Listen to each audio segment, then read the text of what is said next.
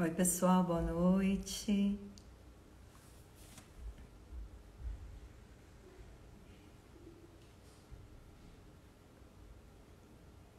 Tudo bem?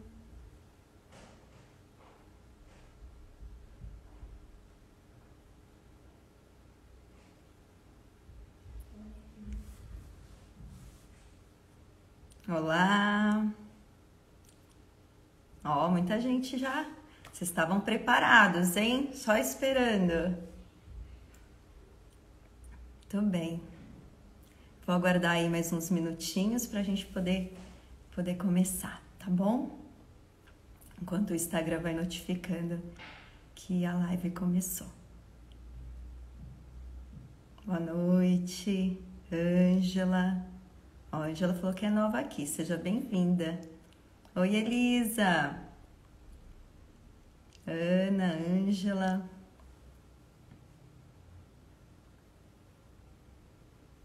Ana Luísa, tudo bem? Letícia. Ó, já vi que entrou gente da área da saúde. Isso é muito bom.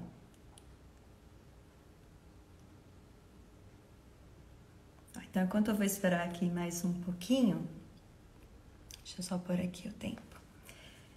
Eu vou conversar com vocês rapidinho, porque tem muita gente nova por aqui. Então, para quem não me conhece, o meu nome é Karen, eu sou enfermeira de formação, sou instrutora do método de ovulação Billings desde 2008 e tenho esse perfil Fertilidade Inteligente que começou lá no Facebook desde 2011. E a gente está por aqui tentando dar uma nova chance para as mulheres de se conhecerem, de poderem cuidar da sua saúde, tá bom? Então eu vou chamar aqui o pessoal.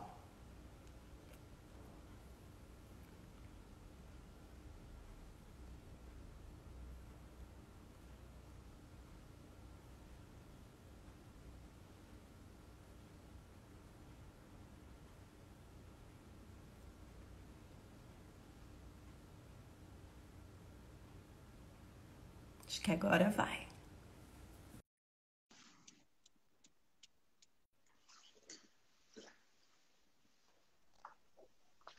Olá, tudo bem? Oi, Olá, Karen. pessoal. Boa Felipe. noite. Olha, tá faltando a Boa noite. Fabíola. Boa Deixa eu tentar noite. de novo É, aqui. Espera aí um pouquinho. Ai, vamos lá, novamente aqui. Vamos ver.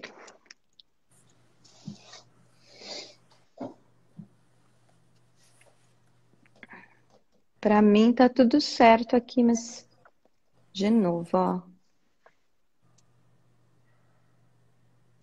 Ela tá por aí? Ela falou alguma coisa aqui nos comentários? Ela tá por aqui. Eu vi ela e eu consegui fazer a solicitação, mas não tá indo. Ó, aqui, ó, doutora Fabíola. Fabíola não está conseguindo participar. Vamos ver, Ah, tá? entrou. aí, perfeito. Eva! Tudo bem? Tudo Oi, bom, Fabiola. pessoal? Que Eu falei que prazer. depois de todo o alinhamento cósmico, a gente conseguiu uma data. Aleluia. Que Que bom. bom. Que bom. Isso Então, aqui olha, tá essa tela aqui, viu?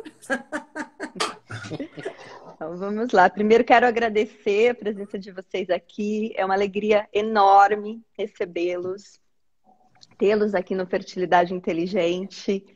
É uma alegria, assim, por vários motivos, mas eu acho que o que mais alegra o meu coração é porque, eu já até comentei isso com o Eduardo outra vez, por muito tempo, assim, meio que caminhei meio sozinha nesse mundo de online, de Facebook. O Instagram eu estou há pouco tempo, e era um caminho, né, que a gente tentava fazer a divulgação dos métodos naturais, mas não foi um caminho fácil.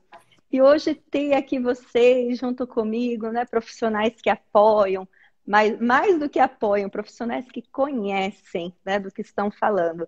Porque às vezes apoiadores, a gente teve, né, já tive muita gente que passou por aqui apoiando, mas né, não era especializado no assunto.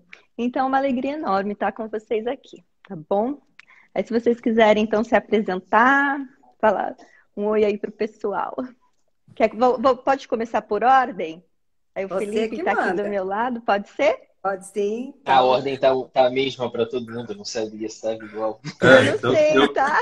Não tá. Eu posso apresentar assim, tipo, Eduardo, Fabiola, Karen. Tá certo isso, meu?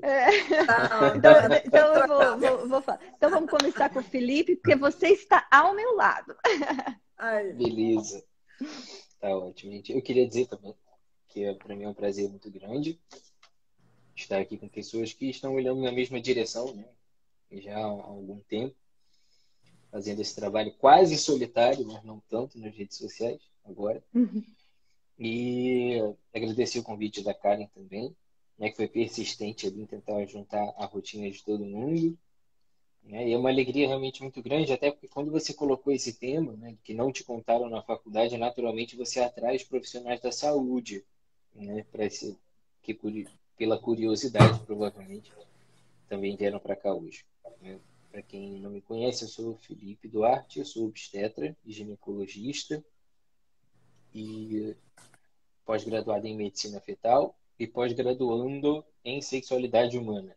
Né? Admirador dos métodos naturais, estudioso aí de curiosidade, né? Fiz o processo de formação para ser instrutor do Billings e confesso que não terminei a parte da supervisão, porque eu não tive tempo, mas, assim, com muito carinho eu digo isso, que de fato eu não consigo trabalhar com as duas coisas ao mesmo tempo.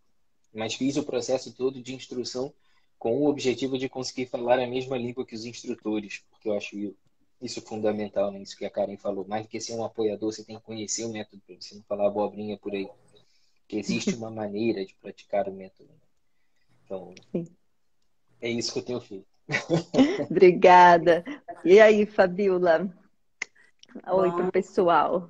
Sim, boa noite, pessoal. Também muito feliz, Karen, né? Felipe, Eduardo, de estar aqui junto. Karen, você também lutou para conseguir, né? Juntar aqui nós quatro.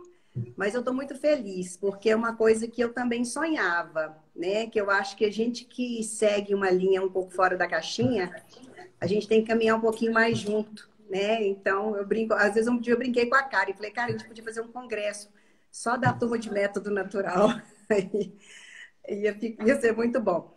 Porque é um apoio que a gente tem no dia a dia, né? Que aqui eu estou no interior de Minas, né? Eu sou ginecologista, obstetra, trabalho em Bom Despacho, estou a 150 quilômetros de Belo Horizonte, numa cidade de 50 mil habitantes. E a gente sente realmente sozinha, né? Essa sensação de estar sozinho, porque nós somos poucos que temos uma visão um pouco diferente, né? Dessa questão em relação ao método natural. Então, eu sou instrutora do método Billings, né? Já fiz todo esse processo, viu, Felipe? Já há 8 anos e trabalho com o método há 8 anos e né, a gente usa tanto para diagnóstico, para acompanhar os tratamentos, rastreio de ovulação. Então, o acompanhamento, né, da fertilidade feminina ali, baseado nos sinais e sintomas físicos, né, do próprio corpo, isso realmente é uma informação muito valiosa. Né? Então, assim, eu estou muito feliz também de estar aqui. Obrigada, viu, Karen, pela sua persistência, pelo convite, viu? Me sinto honrada. Eu que agradeço. E o Eduardo, que é formado aí pelo Creighton, né? Eu vou desativar os comentários, pessoal. Ué, não consigo? Por que será, hein? Não sei. Então, vamos deixar os comentários aí, porque eu não estou conseguindo. Então, o Eduardo... Sou o Eduardo Norato, sou aqui de Goiânia. E a gente realmente se sente um pouco mais, menos sozinho, né? É verdade. Enfim, sou ginecologista, obstetra, gosto muito da obstetrícia de parto normal. Comecei pelo Billings, comecei com a minha esposa pelo Billings, mas tive que migrar para o Creighton por conta da naprotecnology, né? Da naprotecnologia que mexe muito com a questão de infertilidade e outros problemas da mulher. Que aí, para solucionar alguns problemas, a gente tem que entrar no Creighton Model System para avaliar um pouco melhor a questão do muco. Mas atuo com os dois, com o Billings e com o Creighton. Então, pacientes, elas me procuram com os dois. Não necessariamente precisa fazer um ou outro específico, porque a partir do Billings, tanto quanto o Creighton, a gente consegue fazer o diagnóstico de muitas alterações do ciclo. Mas eu digo que, assim, hoje a gente não está tão sozinho, porque foi... primeiro, a gente achou... Enfim, minha esposa e eu fizemos o perfil do Instagram, Métodos.naturais. Eu lembro que, assim, foi, acho que em 2016, a gente começou a lançar nomes dos ginecologistas apoiadores dos métodos naturais. Então, ninguém tinha postado nada, né? Então, a gente colocava e as pessoas pediam informação. Então, a gente colocou Fabíola, em Divinópolis, colocou muita gente, assim, espalhada no Brasil inteiro. Apesar de sermos poucos, né? Mas hoje, com as redes sociais, a gente percebe que consegue chegar até os acadêmicos, principalmente, e os ginecologistas que estão em formação estão já chegando no primeiro ano, tendo uma noção muito melhor do que a gente teve, felizmente. Com certeza, isso é verdade. Você não falou, né, Fabíola, mas que você tem o curso no FEM, né, de endocrinologia ginecológica, né?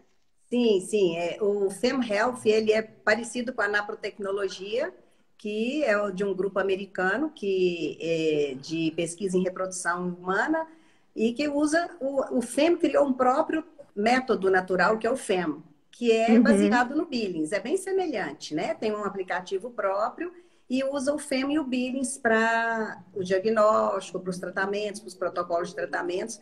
E aí eu pertenço a esse grupo, né? Que tem gente aí no mundo inteiro, né? No Brasil, por enquanto, sou só eu, queremos mais. Você sabe que nessa E é só uma instrutora do FEM certificada no país. No Brasil. Para o Brasil inteiro, sim. Eu não sou instrutora do FEM, eu sou medical provider do FEM, mas tem uma instrutora.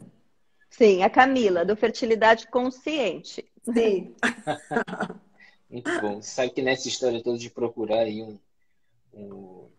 uma ajuda, né, nas redes sociais, eu lembro quando eu estava começando e eu fui lá direto na página dos métodos naturais, sem saber que era o Eduardo que estava por trás. Eu falei, poxa, eu queria muito fazer o Creighton, não sei o quê, me animei e tal. E eu ia fazer em outubro do ano passado, né? Quando veio essa bendita dessa pandemia, que agora que eu tomei Coronavac, por enquanto não posso nem entrar nos Estados Unidos para fazer o curso. Logo, logo você já está tudo resolvido. Vai dar tudo certo. Mas olha só, eu acho que aqui a gente tem uma geração muito próxima, né? Eu sou formada em 99. E você, Felipe? Eu sou formado em janeiro de 2013.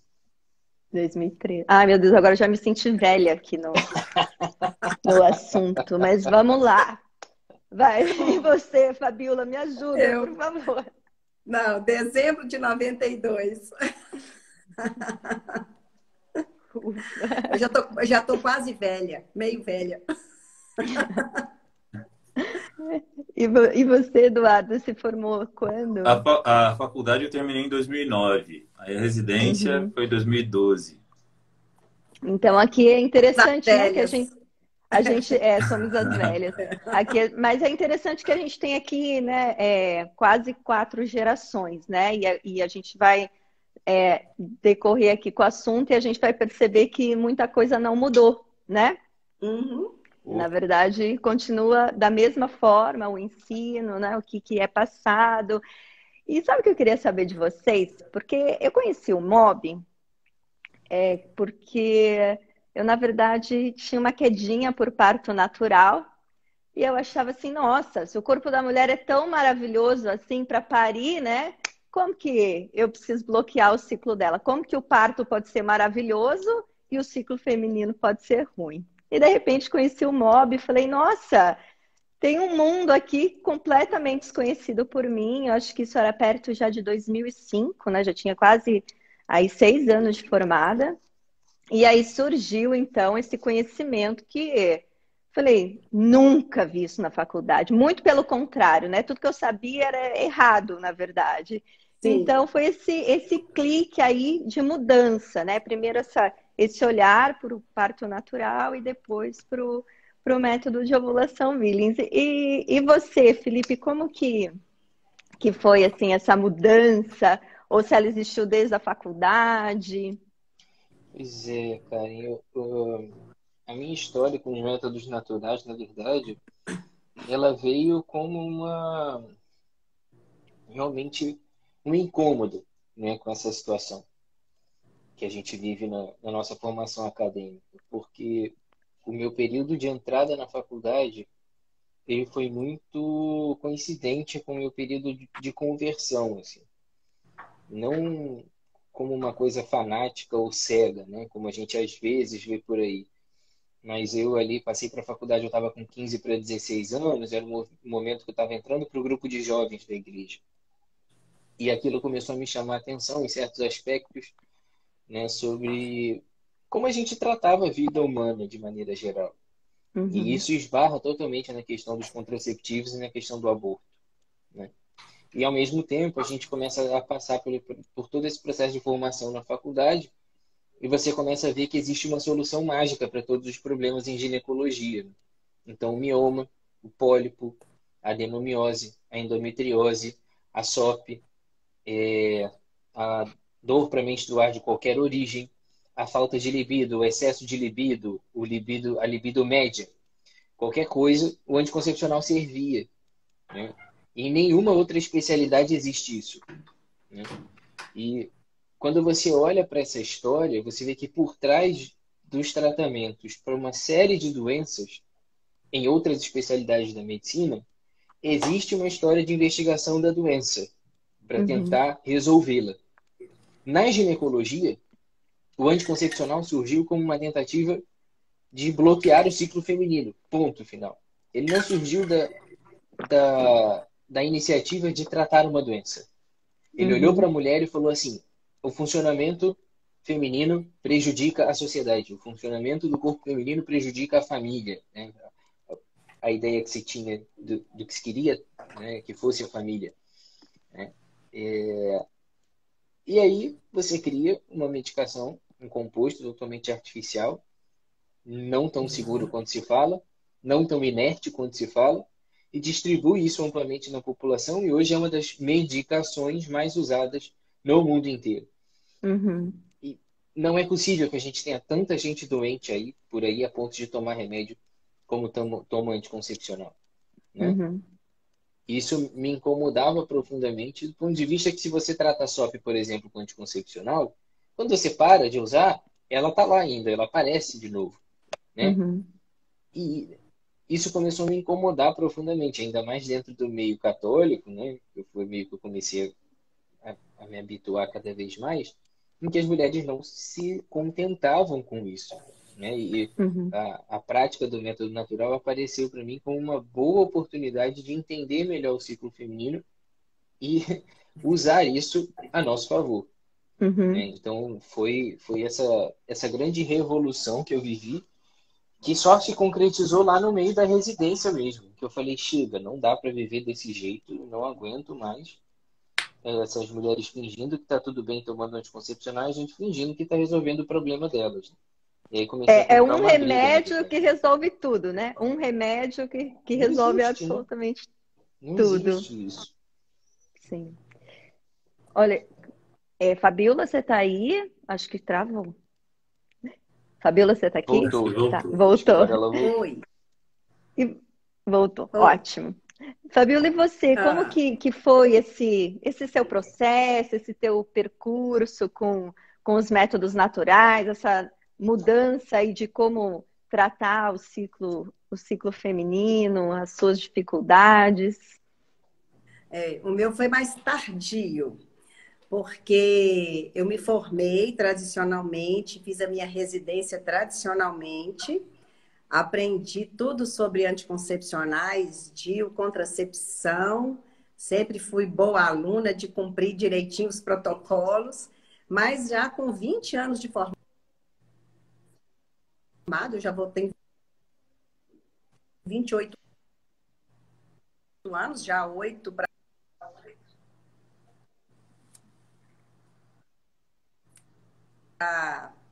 Ixi, está travando. Travou. Falou que com 20 anos de formada já você já tinha. E para mim ficou essa Oi. parte, para vocês também? 20 Oi. anos de formada. E o Tá que me ouvindo, aconteceu com 20 Karen? anos de formada? Karen? Olá. Tá ouvindo? Comecei a ficar muito incomodada com essas percepções que o Felipe comentou. É porque as mulheres, né, teoricamente, o anticoncepcional seria o bloqueador da ovulação, mas as mulheres tinham sinais e sintomas de ovulação, né? E eu comecei a ficar muito incomodada com isso, esses e perceber que a mulher não estava satisfeita, que eu não estava tratando um problema, que eu estava mascarando um problema. Isso foi me incomodando, né? E do ponto de vista cristão, né? Eu achava que a igreja estava errada. Eu achava que a igreja não tinha informação correta, que correto era que aquilo não tinha problema.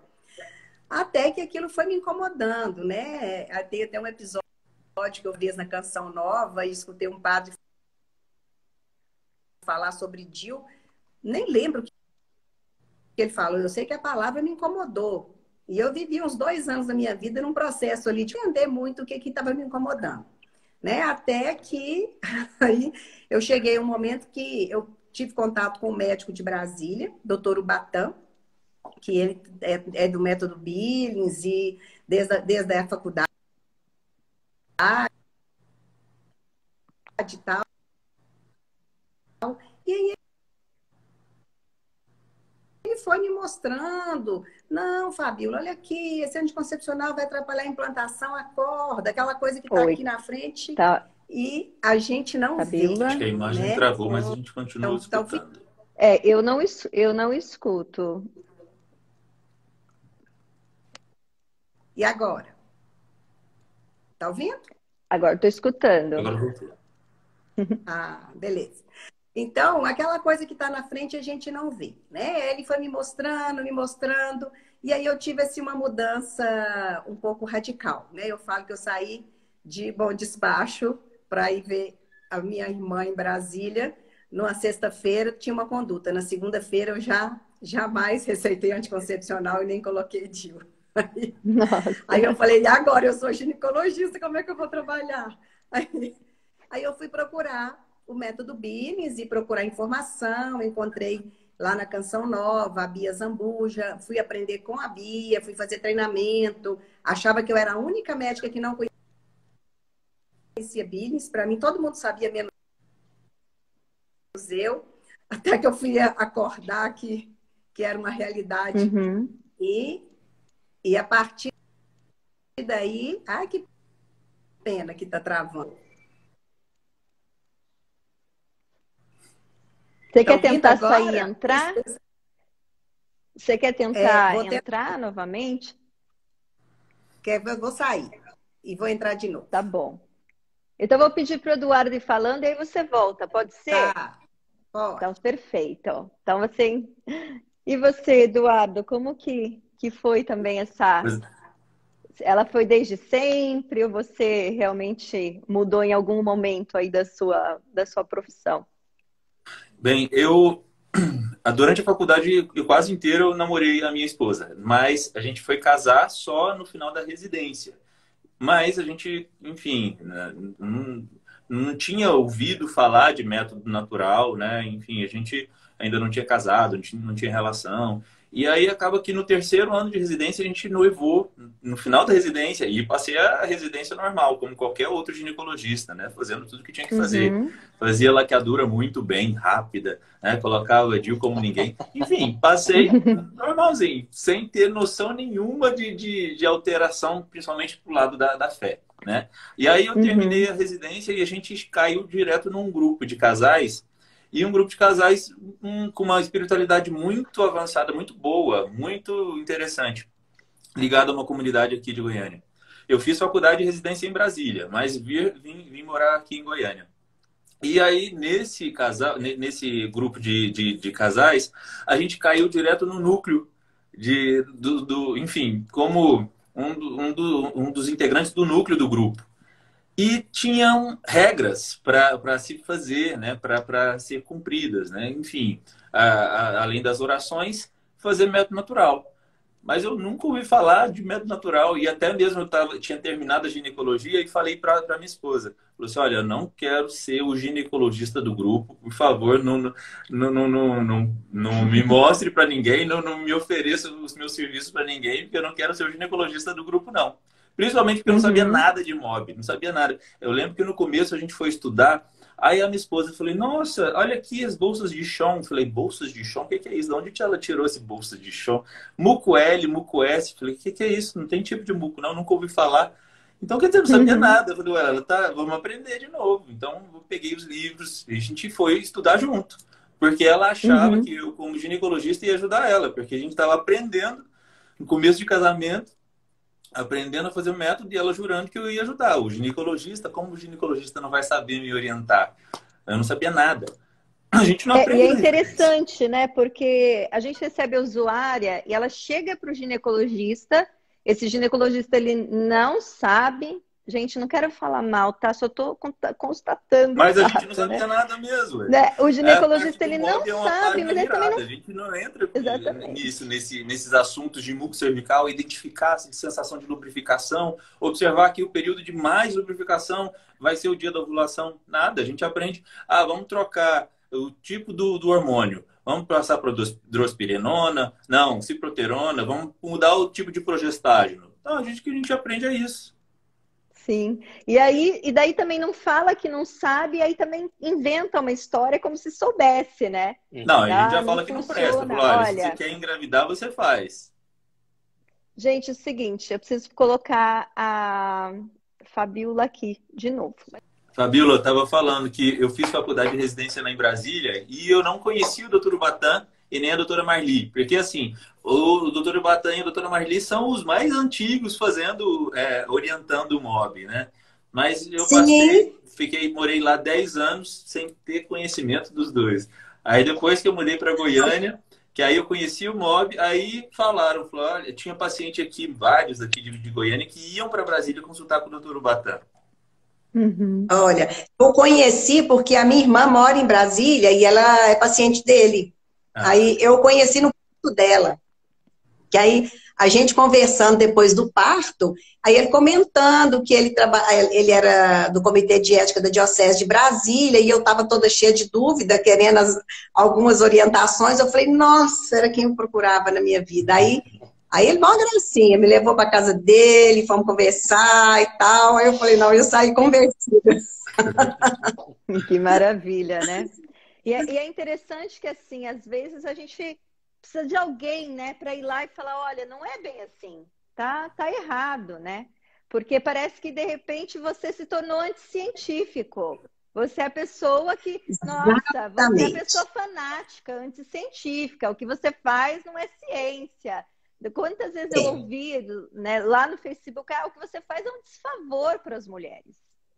O que você faz é medicina alternativa, assim, mas, né, que de alternativo não tem nada. E o negócio tem, hoje, quase 70 anos aí de pesquisa, né? Não tem nada de alternativo. Sim. Mas, olha... e aqui eu tô, só te interrompendo, cara, e aqui eu tô numa cidade pequena, que todo mundo conhece todo mundo, né? Aí foi uma coisa, assim, bem falada, né? Aí a doutora Fabiola virou evangélica, virou espírita, eu virei tudo. Porque não receitava mais anticoncepcional. Eu falei, não é não receitar, vamos tratar o que precisa ser tratado, né? Vamos na raiz do problema. Não, e sabe uma coisa que eu quero deixar claro aqui também? Não é que o médico não receita o anticoncepcional, é que ele precisa tratar do problema, né, gente? Olha, hoje eu recebi uma pessoa que falou assim, eu estou desesperada. Eu tenho endometriose há 16 anos, aí eu parei com o anticoncepcional e eu estou ficando enlouquecida de dor. Então, assim, foram 16 anos tomando um remédio que não serviu para nada. Não é, pessoal? Não curou, não controlou, não descobriu onde está, o que vai fazer. Então, são 16. Não é assim, tomei 3 meses, né, para ver o que vai ser feito provisoriamente. Não, é uma vida inteira tomando sem solução, né? O mais curioso. Não impede a evolução. Não, exatamente, né? Esse é mais engraçado. O mais curioso é quando a gente vai ver A maneira como o ginecologista, em geral, hoje olha para o ciclo da mulher e vai abordá-lo. Ah, porque eu tenho TPM. Então toma anticoncepcional, porque a culpa é do seu ciclo. Então vamos cortar o teu ciclo para você não ter TPM. Eu tenho SOP, a culpa é do teu ciclo. Vamos cortar o teu ciclo que você tem TPM. Mas você não vê nenhum neurologista querendo induzir o indivíduo ao coma ou descerebrar o indivíduo porque ele tem enxaqueca, né? A gente não vê ninguém, né, querendo, enfim, castrar um homem porque ele tem varicocele. A gente não vê ninguém querendo retirar o intestino de uma pessoa e botar com uma bolsinha de colostomia porque a pessoa tem um divertículo ou teve uma apendicite, né? Mas o ginecologista, infelizmente, já tem isso enraizado nele de que o problema do paciente não é a doença que ele tem, é o ciclo. E que bloqueando o ciclo, você bloqueia a doença junto. E impõe a essa mulher, né, um extermínio da sua condição feminina.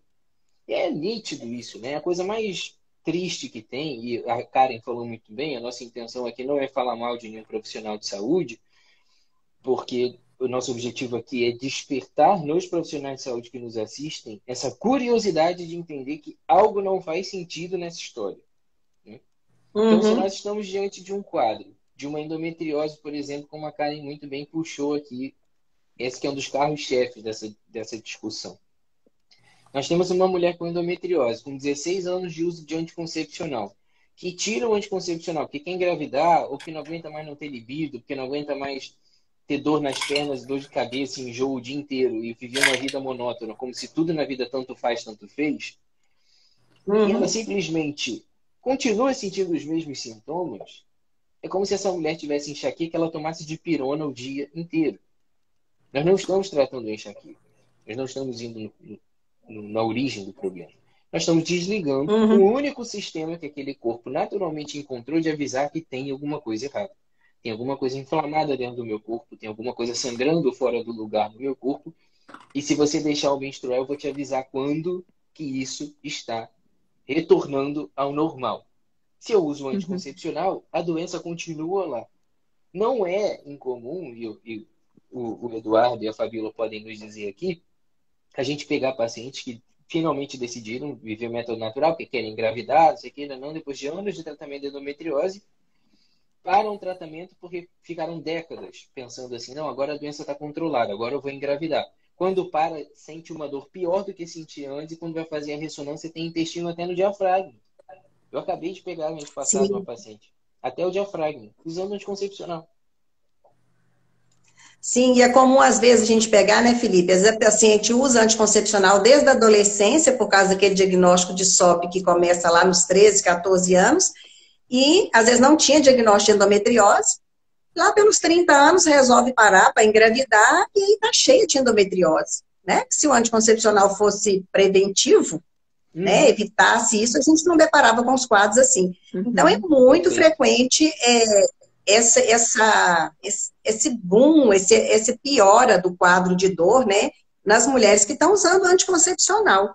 E eu me deparo também muito com mulheres que, em uso do anticoncepcional, começam a ter sintomas, apesar dele, né, que ele não consegue controlar, começa a ter sangramento irregular, começam a ter muita cólica, né, dor para evacuar, porque aquilo foi evoluindo ali de uma maneira mascarada, né, aparentemente está sangrando todo mês regularmente, acha que está tudo legal, né, e isso que, né, que vocês todos aqui, o Felipe está falando, né, a Cara, o Eduardo, realmente castrar, né, a mulher anticoncepcional está castrada, né, a gente castra ali a ovulação, que é o que nos permite saber se essa mulher está saudável ou não, né, é o que nos permite dar o conhecimento da nossa saúde, é a nossa ovulação. Isso, né? para então, nós fica uma coisa tão óbvia, né? A gente, na nossa prática clínica, a gente percebe o óbvio. Porque a gente, de fato, o paciente, muitas vezes, quando eu comecei a prática clínica, né? Paciente tentando engravidar usando anticoncepcional. Aí eu falei, olha, por quê? Como assim você vai engravidar usando anticoncepcional? Não, eu tenho SOP. Aí eu tenho que usar. Ué, mas como é que você vai engravidar usando anticoncepcional? Ah, não, eu paro, tento um mês, aí volta todos os sintomas, aí eu retorno no anticoncepcional. Mas olha, aí é bem difícil. Mas essa questão de endometriose. A paciente fica realmente a vida inteira. Só que a gente só vai perceber que a SOP não foi tratada, a endometriose não foi tratada, porque a gente permite que elas parem. Fala, olha, vamos parar. E aí ela percebe que não resolveu nada. E a maioria dos colegas, enfim, insiste. Vamos continuar usando. Só existe essa opção, então vamos continuar usando. Aí chega um momento, quando ela está lá com seus 35 ou mais, ele vai orientar fertilização. Uhum, exato. E é interessante, né, que você vai no mercado, aí você tem que usar frango que não recebeu antibiótico, você não pode tomar leite de soja, não pode não sei o quê, não pode nada, né? Mas bloquear a mulher por 20 anos não tem problema nenhum. E eu vejo assim, até eu tô vendo, vocês estão vendo ali atrás, tem um livro vermelho desse tamanho, né? É um livro de endocrinologia clínica, que é interessante assim, né? Ali, em ginecologia, mesmo no livro de endócrino, o que me deixa assustada naquele livro, assim, tem 6 páginas falando do aparelho reprodutor feminino, e aí chega no final do capítulo, o que ele indica? Anticoncepcional. Aí você fala, não, o livro é um pouco velho, tá desatualizado, né? Tá falando de endócrino. Aí eu peguei esses dias um artigo de 2019, o que tá indicando? Anticoncepcional. Para quê? Para regularizar o ciclo. Aí você fala assim, não é possível que você não perceba que sem pílula não existe ciclo. Vocês viram que eu fico revoltada, né? Sim, acho que nós todos ficamos. Para vocês não foi isso, assim, tipo, nossa, acordei, gente, não existe ciclo. É uma informação Sim, extremamente exatamente.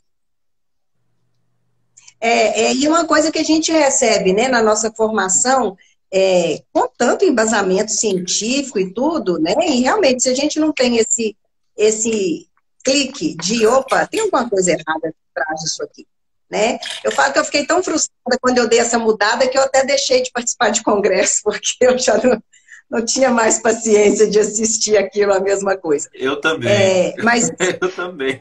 Então, nós temos que fazer um congresso para nós, hein? Vamos bolar isso aí.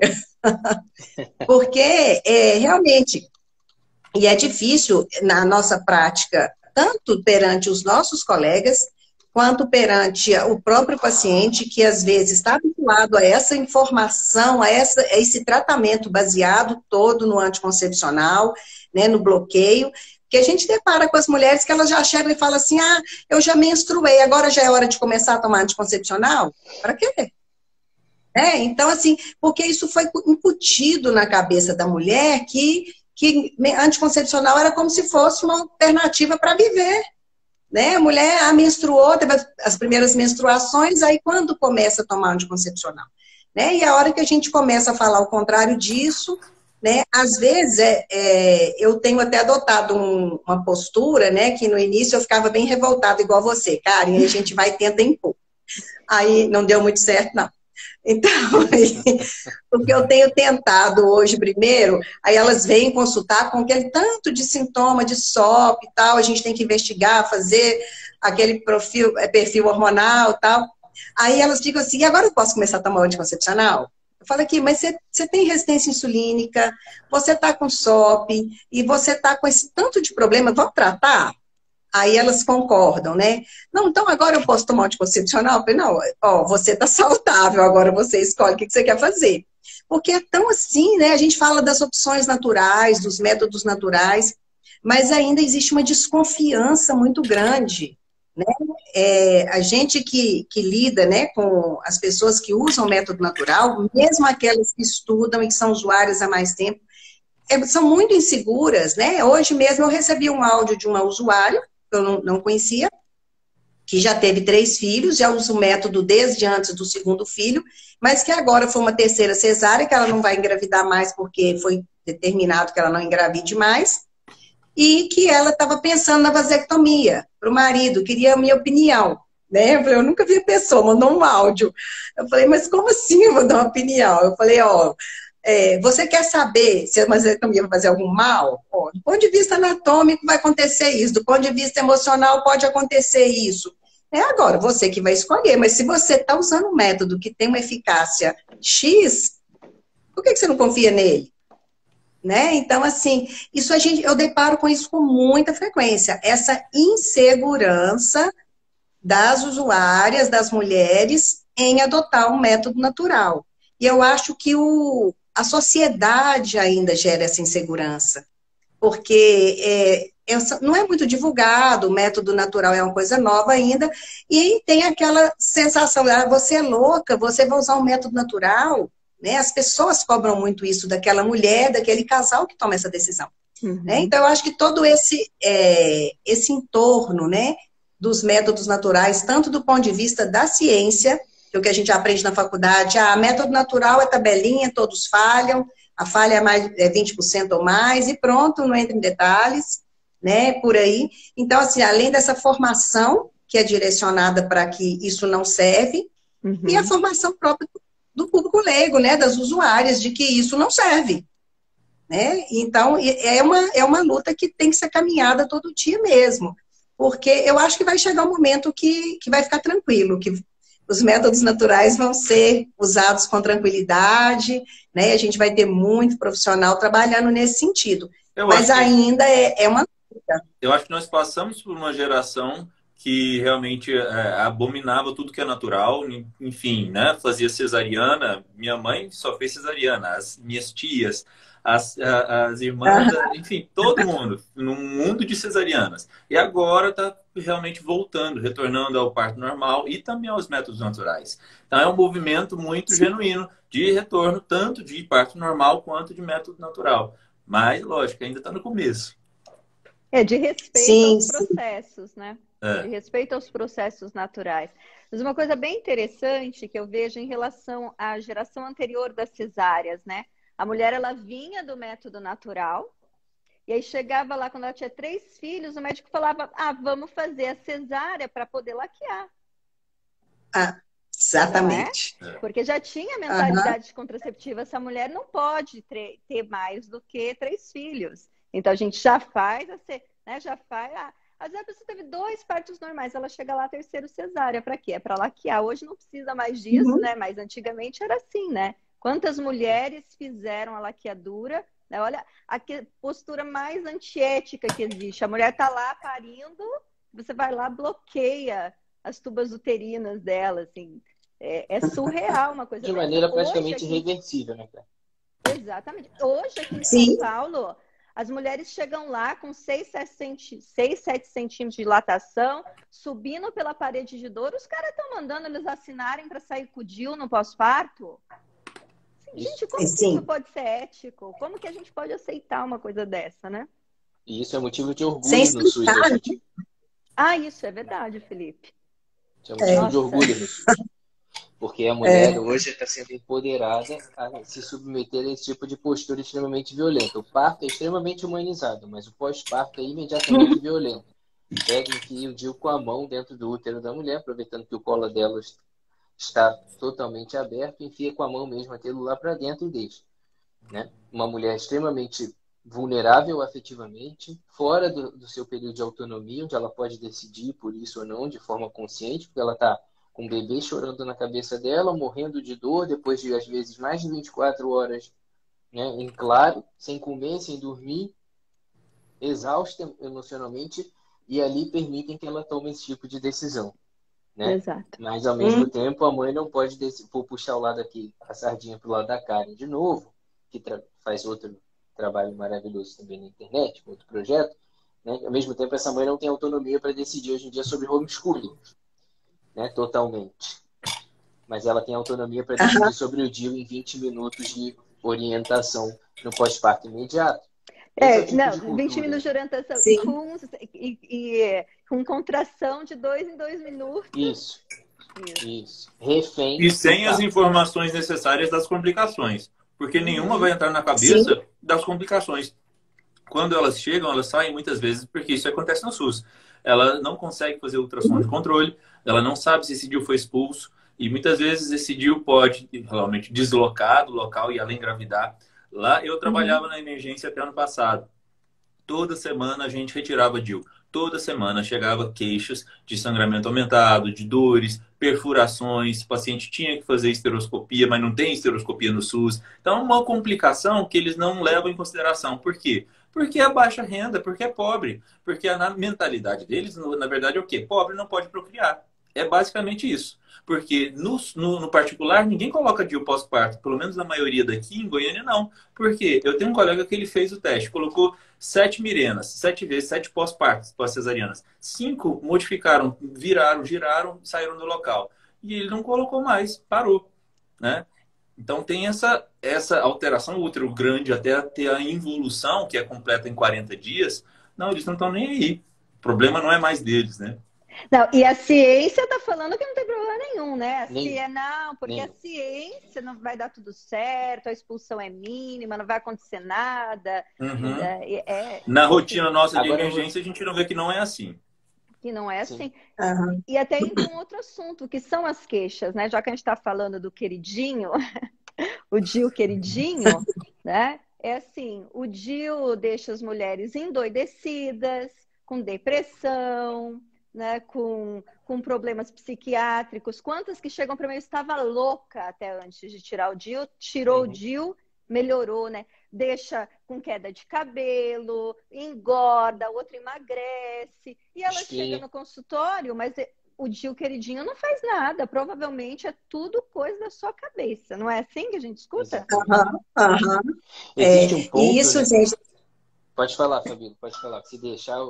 Não, que isso aí é uma coisa que hoje a gente tem visto que as mulheres estão começando a procurar métodos não hormonais, porque agora cresceu muito a divulgação dos efeitos colaterais dos contraceptivos hormonais, né? E o Mirena entra aí também nessa história.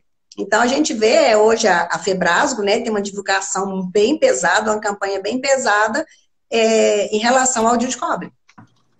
Porque aí não é hormonal, não vai ter os efeitos colaterais dos hormônios, né? Então, tem todo um trabalho de convencimento do profissional ginecologista para preferir o DIU de cobre. E aí coloca prata e junto, agora é cobre ou prata. O prata é prata. Daqui a pouco eu vou botar ouro também.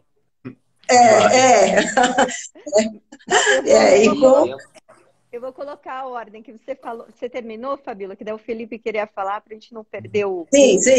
Nada, mas é justamente isso. É porque eu tenho que tomar conta de mim mesmo, porque senão eu começo a falar desembestadamente. Mas eu ia colocar justamente uma coisa muito importante, que você mencionou, Karen, que é essa questão da ciência. Porque eu acho que, mais uma vez, travou aqui, eu não tenho consciência de quantos nós temos aqui ao vivo com a gente agora. 811. Pois é, 811 oportunidades, talvez, de profissionais da saúde, aí, acadêmicos, futuros profissionais da saúde, de ouvirem o que a gente está dizendo aqui. É fundamental que se diga que a ciência, por si só, não tem problema nenhum. O problema é quando a gente bota a ciência no lugar de Deus, como algo infalível e uma verdade inegável. Né? Queria contar 2 historinhas bem rápidas aqui.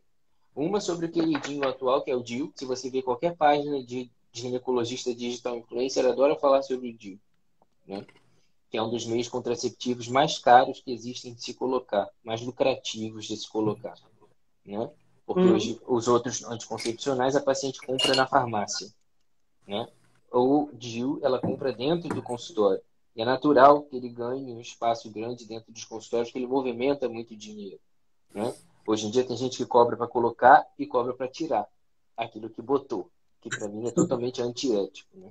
Mas, para longe da gente falar de maneira igualmente antiética da postura de um ou outro, o mercado dos contraceptivos hoje é o mercado da falta de ética totalmente. Nós temos um medicamento sendo vendido como queridinho da população mundial, né? Com estudos mais recentes no UpToDate que mostram que, ao final de um ano, o anticoncepcional mais querido entre as mulheres e mais inofensivo é retirado por 20% das mulheres que começam a usar. Não existe medicação nesse mundo que apresente um efeito colateral capaz de fazer com que 20% das mulheres abandonem o tratamento no início do uso, no primeiro ano de uso, para pressão, para diabetes, para enxaqueca, para qualquer outra coisa. Não existe medicação com essa descrição de taxa de abandono de 20%. como que algo tão unânime, maravilhoso desse jeito, isso é revisão trazida no UpToDate, né? Que talvez seja um dos suprassumos de revisão bibliográfica que a gente tem, a gente paga uma fortuna por ano para ter acesso a isso, e está escrito lá, 20%, uma em cada 5 mulheres que usam DIU tiram no final de um ano. Por quê? Porque isso é bom, de fato, é unanimidade, assim, né? De cada 100, 20 mulheres não gostam. Isso não é consenso de que o DIU é inofensivo, né? Se a gente coloca todas as nossas fichas na ciência, vocês podem procurar profissionais de saúde, acadêmicos aí, entra no PubMed e procura a associação entre contraceptivos e alteração da libido. Nenhum se pronuncia de maneira definitiva sobre isso. Nem vai. Sabe qual é a desculpa de todos eles? Porque as ferramentas de monitorização da libido são muito subjetivas, então não se pode fornecer esse tipo de associação. É óbvio que se pode. Basta ter um mínimo de noção de lógica, de fisiologia do corpo humano. Bota uma mulher na menopausa sem ciclo menstrual e vê o que acontece com a libido dela. Bota uma mulher no pós-parto, com privação hormonal, né, que está lá no alto na gravidez, e vê o que vai acontecer com a libido dela. Bota essa mulher privada do seu ciclo menstrual com hormônios artificiais e veja o que vai acontecer com a libido dela. É óbvio isso. E jamais isso vai ser associado, porque isso vai ser o fim dos contraceptivos hormonais. Porque você dizer que nitidamente... Eu fui uma vez prescrever Dienogeste para uma paciente num preparatório para pré-operatório. Ela estava com endometrioma de 7 centímetros. Prescrevi Dienogeste para ela para tentar controlar a dor, junto com a suplementação que eu sempre faço. A mulher abriu um quadro de depressão aguda pelo anticoncepcional. O Dienogeste não entra nessa categoria ainda, mas vai entrar um dia. Abriu um quadro de depressão aguda. Depressão aguda séria, teve que tomar antidepressivo, teve que fazer desmame. Resultado, tirei o Dienogeste e investi só na suplementação, com endometrioma do tamanho dessa taça aqui, né? Tirando esse pedaço. No pré-operatório ela engravidou. Aí, né, quando a gente vai prescrever as nossas suplementações, que a gente estuda de maneira independente para tratamento de endometriose, parece que a gente é um pajé no consultório, que a gente prescreve um monte de coisa que o laboratório taxa a gente de maluco, né, de curandeiro, de charlatão, porque a gente prescreve esse tipo de coisa que não tem comprovação científica. Outro dia eu fiz essa suplementação para uma paciente minha que estava com endometriose até no talo. Paciente, assim, cheia de endometriose. Ressonância e infiltração de intestino profunda, bexiga, o diabo a quatro. Mandei ela para o meu amigo cirurgião, que opera por vídeo, só com a suplementação. Não fiz uma gota de hormônio para a mulher. Nada. Tem tempo que eu não faço mais. E ela fez a ressonância com a mulher que é autoridade no Rio de Janeiro, talvez no Brasil, de ressonância. A mulher tem um Atlas, né, que é referência no Brasil inteiro para a endometriose. O próprio método que ela criou. Então, quando ela diz para mim que tem endometriose para tudo que é canto, eu sei que tem mesmo. Resultado, entrou na mesa de cirurgia mês passado para operar endometriose. Tinha endometriose em tudo que é lugar. Da bexiga no intestino, lavada de endometriose. Fez só suplementação e dieta anti-inflamatória com nutricionista. Chegou para operar, ela tirou só os 2 uterossacros. O resto já estava limpo de endometriose. E aí, nessas horas, ninguém está aqui para ver. Quase ninguém está aqui. Tem 800 pessoas aqui, graças a Deus, para ver. E é possível. É possível. Sim, isso que você está falando aí, Felipe, é importante demais, porque quantas mulheres que chegam para a gente usando aí o Dienogeste há muitos anos, ou anticoncepcional continuamente, loucas para parar. Aí a gente para, entra com tratamento de suplementação, com nutrição, né? E às vezes eu gosto muito também, tem o Dr. John Lee, que é um americano antigo, que trabalhou muito com a progesterona natural, né? Então, aqueles casos mais difíceis, eu gosto muito da progesterona natural. E o retorno que a gente tem é fabuloso, né? A maioria das pacientes, às vezes, nem vão para a cirurgia, né? A gente resolve de forma que... Então, assim, isso é fabuloso. Mas, assim, o que a gente estava falando aqui, voltando um pouquinho sobre a nossa dificuldade em relação ao meio, o que é que eu tenho tido de dificuldade aqui? Eu quero até partilhar com vocês, eu não sei se isso acontece com vocês. Que às vezes eu me deparo com a paciente, que aí eu faço um diagnóstico, às vezes até um hipotiroidismo subclínico, a gente vira meio endocrinologista, né? Na endocrinologia ginecológica. E começa um tratamento, e às vezes a pessoa vai por um nódulo de tireoide ou por algum outro problema, ela vai procurar um endócrino. Aí volta todo mundo sem medicação. Não, você não tem nada, você não tem que tratar. Mas isso é muito frequente, assim, da gente tentar melhorar e fazer um diagnóstico melhor, usar um valor de referência mais ideal para o resultado dos exames.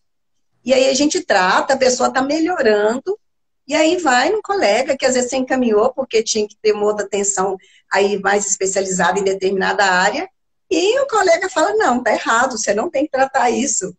E aí, então é uma dificuldade que eu tenho até para tratar as pacientes, né? Porque a gente enfrenta isso, né? Eu pelo menos enfrento isso com muita frequência. Eduardo, você está muito quietinho. Pode falar. Nem me manifestei aqui para dar lugar para o Eduardo. Não, essa questão de endocrinologia, na verdade, o problema é nós, ginecologistas, que a gente falha muito da parte, enfim, né, da ginecologia endócrina. Porque muitos colegas saem da residência sem saber ciclo menstrual. Então, é o básico. A parte da ginecologia endócrina é o básico para a nossa especialidade. E isso é deficiente em muita residência. Eu só comecei a melhorar na ginecologia endócrina depois que fui lá fazer o curso da NAPRO, entender as opções, enfim, como investigar melhor, a entender que os valores de referência não são aqueles adotados, aqueles da maioria. E comecei a entender melhor a dinâmica do estrogênio, da progesterona, né? Enfim, a influência deles na fertilidade. Então, quer dizer, a ginecologia endócrina tem que ser mais valorizada, porque fala-se em endocrinologia, lembra de hormônio artificial. Não, a gente tem que pensar em hormônio natural e controlá-los. Né? E a gente sabe o que influencia no ciclo. Né? A tireoide, prolactina, tudo que pode interferir, a gente tem que saber. E tem que realmente avançar na área do endócrino, sim. Porque a gente está tratando a mulher como um todo. A gente é o clínico dela. A gente tem que ser o endócrino dela também. E é maravilhoso, Exatamente. né? Que muito tá tudo lá no gráfico, que ninguém fala, né? Você consegue ver uma progesterona que provavelmente não tá boa, né? E aí você já pensa lá num pico de LH que não tá bom porque a progesterona não tá boa, ou você vê falha na ovulação, e aí você vai pensar né, ali no início do ciclo. Então, assim, a baixo custo, você também tem tantas informações com os métodos naturais que ninguém tem coragem de falar. Né? E que você sai da faculdade sem saber que existe uma coisa chamada gráfico. Sim, e quando hoje é imprescindível. O paciente, quando chega sem gráfico, para mim, falou assim: olha, não dá, tem que trazer, eu tenho que olhar, ver como é que tá, ver se realmente está adequado. Para eu entender se a menstruação dela é de fato menstruação, se tem, porque tem uma normalidade no período menstrual que ela tem que entender o que é normal. Porque muita gente a vida inteira, muitas vezes, está com 10 dias de sangramento, 12 dias de sangramento, achando que isso é normal, mas não é. E aí vem o período no muco. Se ela não tem nada de muco, ela vai achar que isso está normal. Não está normal. E de repente a fase lútea curta ou longa demais, enfim, não está normal. Então o ciclo está manifestando a alteração hormonal que ela está apresentando. E isso aí é a janela da saúde dela. Exato. Daí eu falo que a gente vê no gráfico o que está acontecendo do lado de dentro. Né? Ele expõe o que está acontecendo. Então, você já tem um guia, mas a gente sai da faculdade sem saber que existe um gráfico, sem saber que se anota, a gente só pensa que é tabelinha, né? Que a nossa preocupação é com a menstruação. O sangramento, né? Sangramento, não é nem menstruação, é sangramento, porque a gente nem sabe, né? A gente nem sabe se é menstruação. Às vezes a mulher chega para mim, minha menstruação isso, minha menstruação aquilo. Eu falo, mas é que eu não sei se é menstruação. E aí você, não, na verdade ela chega com um aplicativo, me mostrando o aplicativo. Olha aqui como é que é meu ciclo. Aqui, o vermelhinho, 4 dias de vermelhinho. Aqui, ó, tem uma bolinha indicando que a ovulação é aqui. Eu falei, não é bem assim. É a tabelinha, você aí é a tabelinha, parabéns.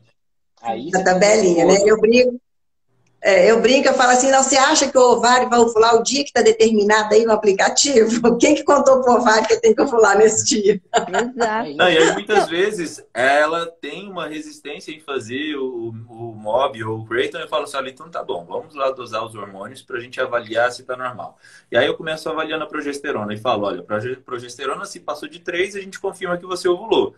E aí ela, bem em cima, faz no que supostamente seria o dia da ovulação, pós-ovulação, e a progesterona tá baixa. Eu falo, olha, você não ovulou aí, então comprova que o seu aplicativo é uma furada. Uhum. Não, mas ele funciona há Sabe 10 anos. Eu nunca engravidei. Falei, não ovula, não vai engravidar mesmo. Exatamente. Você sabe que uma vez eu fui Exatamente. fazer uma ultrassom, né? Aí, quando que foi sua menstruação? Aí falei. Aí já seria possível fazer luta. Daí eu falei pro médico, falou, você não vai encontrar nada aí. Ele falou, como que eu não vou encontrar nada? Eu falei, porque eu não ovulei. Você pode pensar que eu estou na fase de luto, mas eu não estou. Né? Você precisa ter um conhecimento do seu corpo que é muito poderoso, né? E é isso que a gente quer trazer para as Sim. mulheres, né? De que esse ciclo é saudável, que ela sabe o que está acontecendo. Eu vejo que o maior benefício do método natural é libertar a mulher do medo que ela tem do próprio corpo, do medo que ela tem da fertilidade. Ela não é uma mulher oprimida pelo seu corpo, oprimida pela função do seu corpo. Não é isso que a gente vê? A paciente não chega absurdamente cheia de medos de que ela vai engravidar, de que é impossível a vida dela com uma ovulação? Não, e a A maioria maioria. que chega e ela tem a noção do ciclo, se ela chega grávida, não talvez antes querendo, ela tem uma noção, falou, olha, eu sei, eu estava fértil, eu sabia que estava fértil, falei para meu marido viu que estava fértil, a gente usou conscientemente. Então, quer dizer, nem susto não tem que ter, porque a pessoa tem escancarado o período fértil que ela usou, né? E ela usou para alcançar a gravidez, né? Ela é uma decisão na hora, decisão é na cama. Falou, olha, vai ter? Vai ter, então. Pronto, a gente já sabe que pode gerar uma vida. Né? É o que eu falo que eu acho mais fabuloso no método natural é a liberdade. Que eu falo muito para os casais, que o casal está com a liberdade todo dia, né? Às vezes escolheram que queriam espaçar a gravidez, mas sabe que hoje eu estou fértil. O que a gente quer? O que nós queremos hoje? Né? O que a gente quer da nossa vida, da nossa família? Então, essa decisão diária, essa liberdade de escolher todo dia, né? Que eu falo, eu brinco, falo com minhas pacientes, falo, não tem nenhum método até hoje que consegue ser melhor do que o método natural, né? Como Creighton, Billings, e os outros métodos que têm uma eficácia alta, porque a tabelinha é natural, mas ela tem uma taxa de falha alta. Mas esses de alta eficácia não tem igual, porque a escolha está na mão todo dia, o casal participa disso junto, né? Aqui, quando que uma mulher tomando anticoncepcional, ou usando um DIU, ou um casal que opta que o homem vai usar a camisinha, tem a afinidade, o entrosamento igual aos casais que usam método natural. Nunca, né? Eu que já estou com 28 anos de formado, como ginecologista atuando, nunca vi, né? E é uma coisa assim que é gritante, que às vezes na hora que o casal chega na recepção, a secretária chega, né? A secretária até novata no consultório, não conhecia método natural, aí ela chegou e comentou, nossa, doutora, é engraçado esses casais que vêm para o MOB, é tão diferente. Aí, mas é diferente. Eu falo, não, mas quando eu pergunto do ciclo, o marido responde, né? Não, minha mulher ovula e a fase luta dela é de tantos dias. Então, assim, são situações que criam uma afetividade, uma intimidade que nenhum outro método é capaz de fazer isso.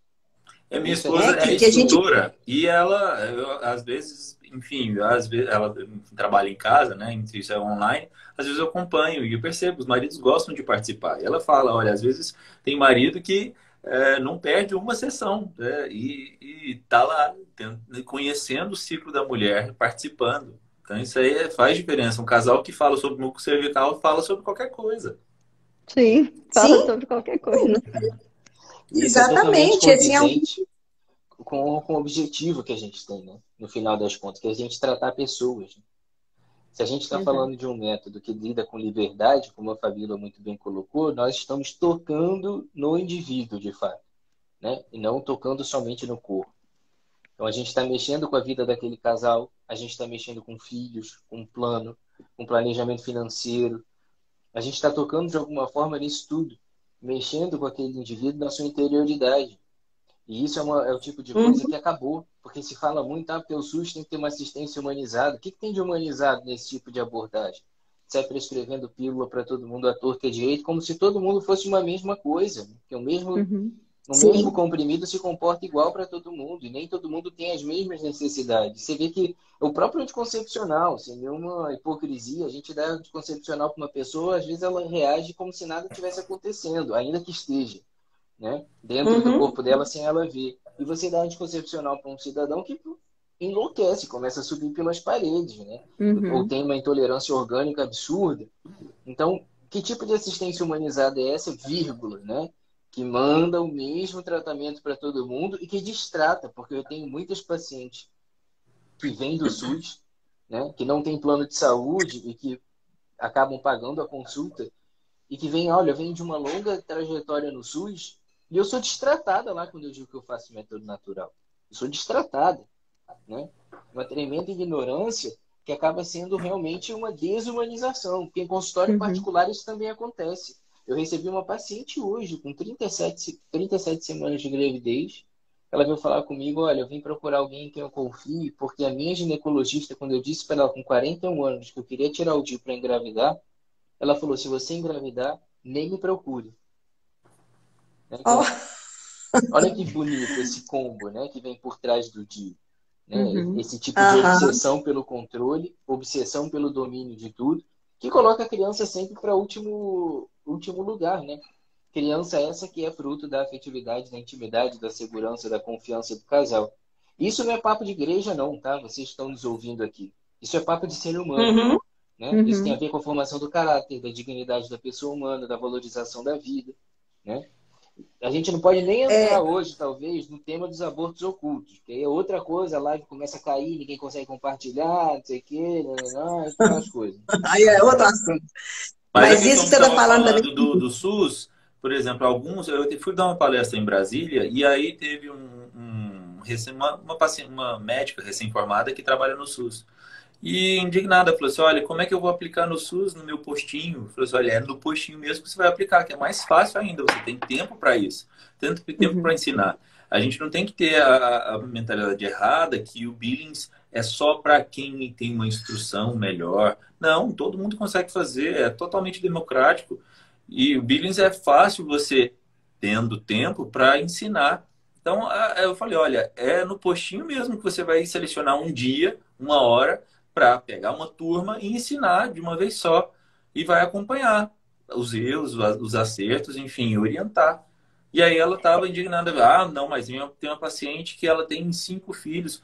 Ué, você ensina corretamente. Se no momento ela quer espaçar, ela vai conseguir, se você conseguir ensinar. Mas primeiro você tem que aprender bem. E depois essa liberdade... Não, pode falar, Fabiola. Não, é porque eu tenho uma experiência de SUS, né? Eu trabalhava pelo SUS quando eu aprendi o método Billings e eu cheguei a um tempo que eu fazia uma doação. Eu ficava além do meu horário, porque eles não me permitiam, dentro do meu horário de trabalho, fazer o método Billings, porque eu tinha que atender aquelas pacientes que não eram do Billings. Mas eu, por um tempo, uns 2, 3 anos pelo SUS, eu ensinei o método Billings e trabalhei também com os próprios protocolos do FEM, dentro do serviço, né, de ginecologia, era a referência de ginecologia do município, esse ano que eu estou de licença. Mas dá para fazer perfeitamente, mas é essa coisa difícil, né, gente? Que quando eu comecei a trabalhar dessa maneira, aí, assim, eu fui bem retaliada pelos colegas, porque a paciente tinha algum problema, eu era referência da ginecologia. Aí eles mandavam para mim. Aí chegava para mim, eu ia investigar a causa, eu ia tratar a causa, né? Falava do anticoncepcional, o que ele poderia... Né? Contava a verdade dos efeitos colaterais, e a maioria voltava para o seu... Aí eles voltavam... Aí elas voltavam para os suas UBSs sem anticoncepcional, e assim, já teve colega me ligando e falando assim, não, pera lá, o que você está fazendo? Como é que eu vou falar com a paciente que ela não vai tomar anticoncepcional? Eu falei, não, a sua conduta você tem a ela, eu estou fazendo o que eu acho correto, o que eu estudei, eu não estou inventando. E assim, e é difícil, eu tive que fazer reunião com os profissionais para orientar como indicar para ginecologia, até foi um negócio meio... Deu um quiprocozinho aqui na época que eu mudei. Eu era a única que colocava DIU pelo SUS, aí eu falei que eu não ia pôr mais, aí deu um trabalhozinho, aí ficou uns 2 anos aqui sem colocar, até que eles arrumaram outra pessoa. mas realmente são situações que são difíceis da gente levar, mas é isso que você falou, Eduardo. Né, a gente tem que mostrar para o pessoal novo aí, vocês que estão aqui ouvindo, que estão se formando, que tem jeito sim de você fazer um trabalho lá no SUS, né? Porque existe o planejamento familiar. Dentro do planejamento familiar inclui método natural. Sim. Né? Não tem, as UBS têm a reuniãozinha lá de planejamento familiar, por que não introduzir o método natural e ensinar para aquela que quiser isso, né? Porque, e comentando a questão...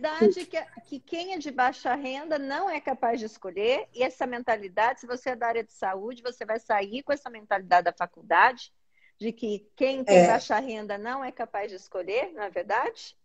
E que uma gravidez para quem é de baixa renda não é algo bom, é sempre algo ruim, mesmo que aquela pessoa queira, né? Então existe esse conflito, né, de que não é a paciente que sabe o que é bom para ela, sou eu que sei o que é bom para ela. Infelizmente. São os deuses da ciência do século XXI. Exato. Então não é ela. É isso que o Felipe falou da... Então e é isso que o Felipe falou aí, tipo assim, se você engravidar, não me procure, né? Eu tenho muitas pacientes gestantes que me procuram porque tem 5 filhos, vão engravidar do 6º e fala assim, doutora Fabiola, eu não vou em outro, porque outro vai me xingar. Eu falo, como? Que autoridade é essa que um ser humano acha que tem na vida do outro, na escolha do outro? Se você quer ter 6, ou quer ter 1, ou quer ter 10, a escolha é do casal, né? Como que alguém vai chegar e determinar você não pode mais ter filho? Não, o pior é que alguns têm medo de que alguns profissionais vão, por querer, né, vão lesar as trompas. Porque já tem uma história que alguns colegas faziam, né, para ajudar as pacientes, né? Então elas chegam com esse medo. É isso. Sim. Sem contar as ameaças de morte ao vivo, né? A pessoa está lá estatelada, com a hack, ela não consegue levantar, ela não consegue fazer nada. Com os braços amarrados. Tá rolando, tirou a criança, às vezes o braço amarrado. Fulano, a gente tá te operando aqui, tá difícil, hein? Próxima cirurgia que abrir aqui, é risco de perder o útero, de sangrar até a morte, morrer todo mundo. O útero tá um papel. O útero tá um papel. Não quer que eu te ligue? Não sei o que é isso ainda. Não quer que eu te ligue? Não. Tem certeza? Tem risco de vida para você e para o seu bebê na próxima cirurgia. O seu útero vai romper. Né? Assim, não existe nada mais desumano do que fazer esse tipo de coisa com uma pessoa que está ali no pleno nascimento do próprio filho, ouvir esse tipo de coisa. Isso é ameaça de morte. Né? Aí chama o pai. Isso é tortura. Isso é tortura. Vem ver, paizinho. Olha aqui. Olha aqui, vê. Aí, pai... É isso aqui. O coitado. Olha, tá vendo o cabelinho do neném, a transparência, o cabelinho do neném. Exatamente. Isso é tortura, né? Na realidade, assim, agora, isso é uma coisa que me preocupa muito, porque nós médicos, a gente tem essa formação, acho que a enfermagem talvez um pouco menos, Karen, mas a gente é formado meio que a gente é Deus, né? Então, que a gente decide sobre a saúde e a doença, o que a gente determinou, ponto final. E o paciente tem que acatar e não tem que discutir. Não tem que saber muito por quê também não, né? Então, isso já mudou, a pessoa já quer buscar o conhecimento, na internet agora ela acha tudo, ela já vem com o diagnóstico pronto, já consultou em todos os Googles da vida, né? Mas ainda tem muito profissional que tem esse tipo de atitude. Né? E essa atitude meio desumana mesmo, né? De enxergar ali a pessoa não como uma pessoa com suas dores, com seus medos, seus anseios, suas alegrias, suas tristezas, é enxergar como um útero que não pode mais ter filho, como uma mulher que passou de 3, a regra é 3, né? Passou de 3, não pode. Né? Então, a gente tem que limitar isso aqui. Não, então, nem evidência para isso. O pior não é falar que não pode passar de 3. É não ter evidência científica para você falar que não pode passar de 3. Essa que é a pior coisa. Eu atendi uma pessoa semana passada, olha o que ela escutou. Gente, vocês me desculpem, olha, quem está assistindo, mas isso é surreal. Ela falou assim, eu tenho 3 filhos, que método que você vai usar? Terminou de ter. Eu quero usar... Nossa, pulou aqui o meu fone. Peraí que eu já volto. Pronto. É muita emoção. Muita emoção. E aí ela falou, ah, não, vou usar o método Billings. Ah, vai usar o método mamãe vai morrer? Porque se você voltar aqui grávida, o método que você usou é o mamãe vai morrer. Você pode falar para o seu filho, inclusive, que você está usando o método mamãe vai morrer. Ah, essa para mim é nova. Sim, gente, isso é muito desumano, né? É muito além dos métodos naturais. Né? As pessoas combatem os métodos naturais sem ciência, elas incentivam outros métodos também sem ciência, e tudo fica em torno do que eu acho, do que eu quero, como eu vejo, né? Então, também, assim, vamos falar de evidência, né? Cesárea, né? Cesárea, esse negócio de que depois da terceira morre, não tem evidência para isso. Os estudos têm estudos amplos a partir da quinta, se eu não me engano, que também não é morte. É interessante, não sei se, né, que a gente vai ver, que não é morte. Todo mundo coloca o medo da ruptura uterina, mas não é o problema que está lá inicialmente. A mulher pensa que vai chegar com 35 semanas e o útero dela vai explodir, ela vai morrer. E também não é isso que está escrito. Né? Então, assim, exatamente. Aí ele dá o anticoncepcional também sem as evidências. E ele também fala contra o método natural sem as evidências. E, no Sim, entanto, sim, é por desconhecimento. E passa Exur nos outros, né? Com evidência científica. Não sei se os acadêmicos e profissionais da saúde, aspirantes a ginecologistas aqui já ouviram. Um dos hospitais que eu trabalhava aqui na rede municipal de saúde, aqui no Rio de Janeiro, era polo de inserção de Exu. O negócio já tem nome quase que de entidade, né? Se você for de Exu. Para o português, se você for trazer, para quem quiser investigar mais sobre essa história recente da Bayer, uma empresa super idônea, né? Que trabalha só com evidência científica, claro, de alta qualidade, liberou o Exu no mercado, essa entidade que estava se baixando nas mulheres. Esse negócio é uma molinha metálica que você insere por estereoscopia em cada trompa, aquilo gera uma reação inflamatória e estraga a trompa das pessoas. Super eficaz, fácil, baixíssima taxa de complicação, até que as vítimas do Exu começaram a se juntar aqui no Brasil e moveram uma ação conjunta contra a Bayer por falha e complicações do método.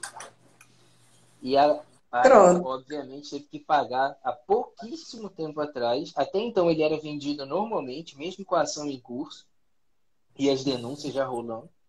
E a Bayer vendendo o Exu e colocando o Exu lá no hospital onde eu trabalhava. Obviamente que eu não colocava, só ficava de olho lá no negócio. E a Bayer, agora há pouco tempo, perdeu a ação, teve que pagar uma indenização milionária para as mulheres, né, que foram vítimas. E aí, mas as americanas, ação, né? Porque até onde eu tinha visto, as brasileiras não, as americanas. Não, foram as últimas. Exatamente. Isso. As americanas ganharam. Exato. E aí as brasileiras se beneficiaram, porque depois disso o Exu foi retirado de circulação pela Anvisa. Né? Porque não foi a Bayer que se negou a vender, não. Foi a Anvisa que mandou parar de vender. Depois de tem esse post aqui, para quem nunca ouviu falar, tem esse post sobre o Exu aqui. E 100% confiável. E assim, o pior, né, que, por exemplo, a USP aqui em São Paulo, ela colocou, né, mas ela não tirou. É isso aí. Tá? Então, assim, a mulher, ela tá lá entrando em ação para conseguir tirar ainda o troço de dentro dela, fazendo reação inflamatória, né, toda a cadeia imunológica, enfim. Pessoal, nós estamos aqui já há bastante tempo, vindo da outra. Muita gente perguntando, eu vou acionar aqui os comentários e a gente pode até responder alguma coisinha, pode ser? Porque, como disse a Fabiola, se deixar pela gente, nós vamos ficar aqui 3 horas falando, né, Fabiola? Sem parar. Eu falei com a Karen, falei, claro, vai dar 3 dias de conversa. Né? Deixa eu ver. Aqui. Deixa eu dar comentários. Deixa eu pôr aqui, ó. Nossa.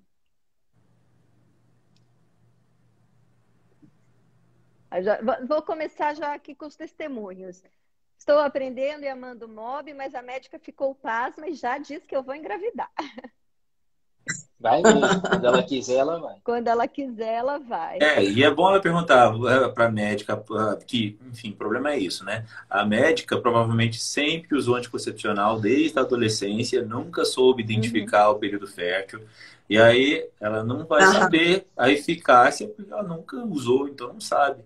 Tem várias colegas minhas que eu tive que, enfim, graças a Deus eu ajudei elas a identificar o período fértil, a engravidar, muitas tentando engravidar há mais de ano. Aí teve uma até que eu falei assim, olha, o seu ciclo é assim, faz o teste de ovulação, só o teste de Clear Blue, né? No primeiro mês ela engravidou, ela estava tentando há um ano. Então, quer dizer, ela só estava tendo relação em dia errado. Claro, porque ela não queria fazer o Billings, enfim, não tinha tempo para fazer o Billings, né? Aí é coisa básica, né? Se a médica soubesse, ela ia ter uma outra conversa, uma outra forma de falar para o paciente. Sim, né? Porque a gente não aprendeu, né? A gente está aqui exatamente para falar que a gente não aprendeu, né? E os implantes hormonais, que alguns chamam de chip na beleza? E aí, quem quer responder essa belezura que são os implantes hormonais? Que a mulher tira... O que eles chamam de chip da beleza não é o anticoncepcional, né? O que eu vejo que tem se chamado aí na mídia de chip da beleza é o implante de gestrinona, que não é um contraceptivo, né? Porque o implante que é o contraceptivo, ele piora muito a pele, né? Ele dá acne, é um progestágeno, né?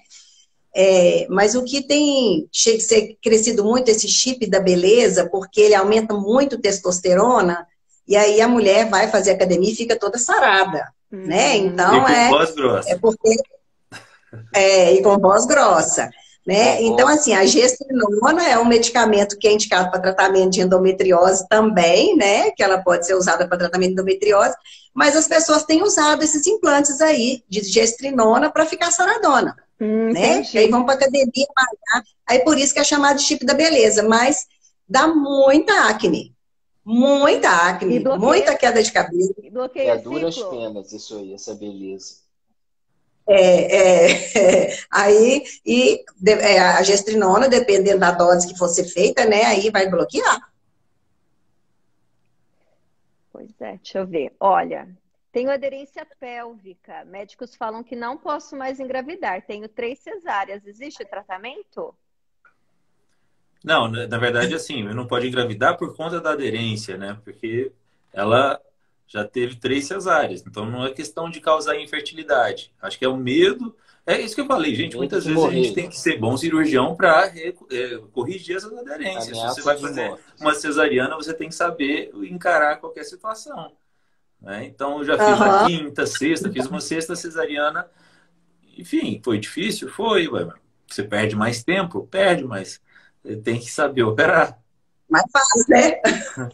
E também tem o grau de aderência, né? Porque tem a aderência pélvica, mas qual o grau, né? Porque também tem isso, não tem? Nada. Tem gente que vai fazer a segunda cesariana, o negócio parece que foi aberto com uma granada na outra vez. Então, cada um tem uma reação individual. Esse negócio não existe, né? Não existe. E por mais que esteja uma porcaria, que esteja muito difícil, você não tem o direito de impor à mulher a sua decisão dizendo que vai ser muito ruim para ela ter filho. Se ela virar para você e falar assim, não, eu quero ter mais um filho. Se eu morrer na sala de parto, meu marido vai cuidar do filho. E aí? Beleza, vou lá, vou te operar. Acabou. Não é você que decide. Não é você que decide. Isso é uma loucura. Exatamente. Tem que, né? Não... E se você acha que você não tem destreza, né, técnica para poder fazer uma cesariana, uma quinta cesárea, encaminha para outro. Exato. Meu corpo, minhas regras hoje só funcionam para fazer aquela palavra que não pode falar, que bloqueia o Instagram. Bloqueia o Instagram. Não, depois não consigo salvar a live. Nossa. Tem pessoas que tomam AS para engravidar. Há evidência sobre isso? Se tiver alguma eu imagino que deve ser alguma. Eu imagino que deve ser alguma mulher que tem trombofilia, que deve estar tomando o AS para quando engravidar, prevenir uma trombose. O objetivo pode ser que seja esse, mas não para melhorar a fertilidade. Não tem que tomar cuidado, que não é bem assim. A AS não é água com açúcar, né, gente? Toma cuidado. Ainda mais para engravidar. Principalmente nos casos de trombofilia mesmo, né? Muitas vezes a gente, Sim. quando não entra um critério para usar a Clexane, muitas vezes a gente usa o AS, mas porque pode formar aqueles microtrombos, né? Enfim, muitas vezes um aborto que são muito iniciais, né? Então isso aí, de certa maneira, ajuda para não ter um aborto muito inicial. Mas tem que ser super indicado, né? Não é assim, nossa, passei na farmácia. Não é para qualquer pessoa tomar. Não. Exato. Não, tem que fazer o diagnóstico, tem trombofilia mesmo. Olha, essa é uma pergunta muito boa. O DIU pode provocar SOP? Usei durante 4 anos e ao retirar fui diagnosticada. Ela está falando certo no O DIU de cobre, ela não o de cobre não vai Não, tanto faz. Nenhum vai causar SOP. Eu acho que vai estar mascarando a SOP, né? Exatamente. Ela já estava lá, você descobriu depois, né? O Dilmirena pode fazer uma situação que é muito comum com algumas mulheres, inclusive, que essas mulheres às vezes até sentem muita dor. E o Dilmirena, ele libera levonorgestrel numa concentração pequena, mas nem tanto, peronomútil, né? E muitas dessas mulheres desenvolvem folículos, mas não amadurecem o suficiente para que eles se rompam, trocando em miúdos, né? O resultado disso, muitas vezes, é um ovário enorme, cheio de folículos gigantes. E muitas mulheres, vez ou outra, têm dor por causa disso, ou porque, eventualmente, um desses folículos se rompe. Então, não é incomum. A gente pegava muito, eu trabalhava numa maternidade particular aqui no Rio de Janeiro, que tinha acesso fácil, né, ultrassonografia, eu ia lá fazer a ultra direto. Eu uso o DIU, tô com muita dor. Você achava até que estava perfurando, né? O DIU estava perfurando. Quando você olhava, o ovário estava enorme, com cistos enormes, vários centímetros de tamanho. E era isso. Um desses rompe, às vezes, aí fica cheio de líquido na cavidade, isso deve dar uma dor absurda. E aí se confunde a descrição que se dá muitas vezes desses ovários.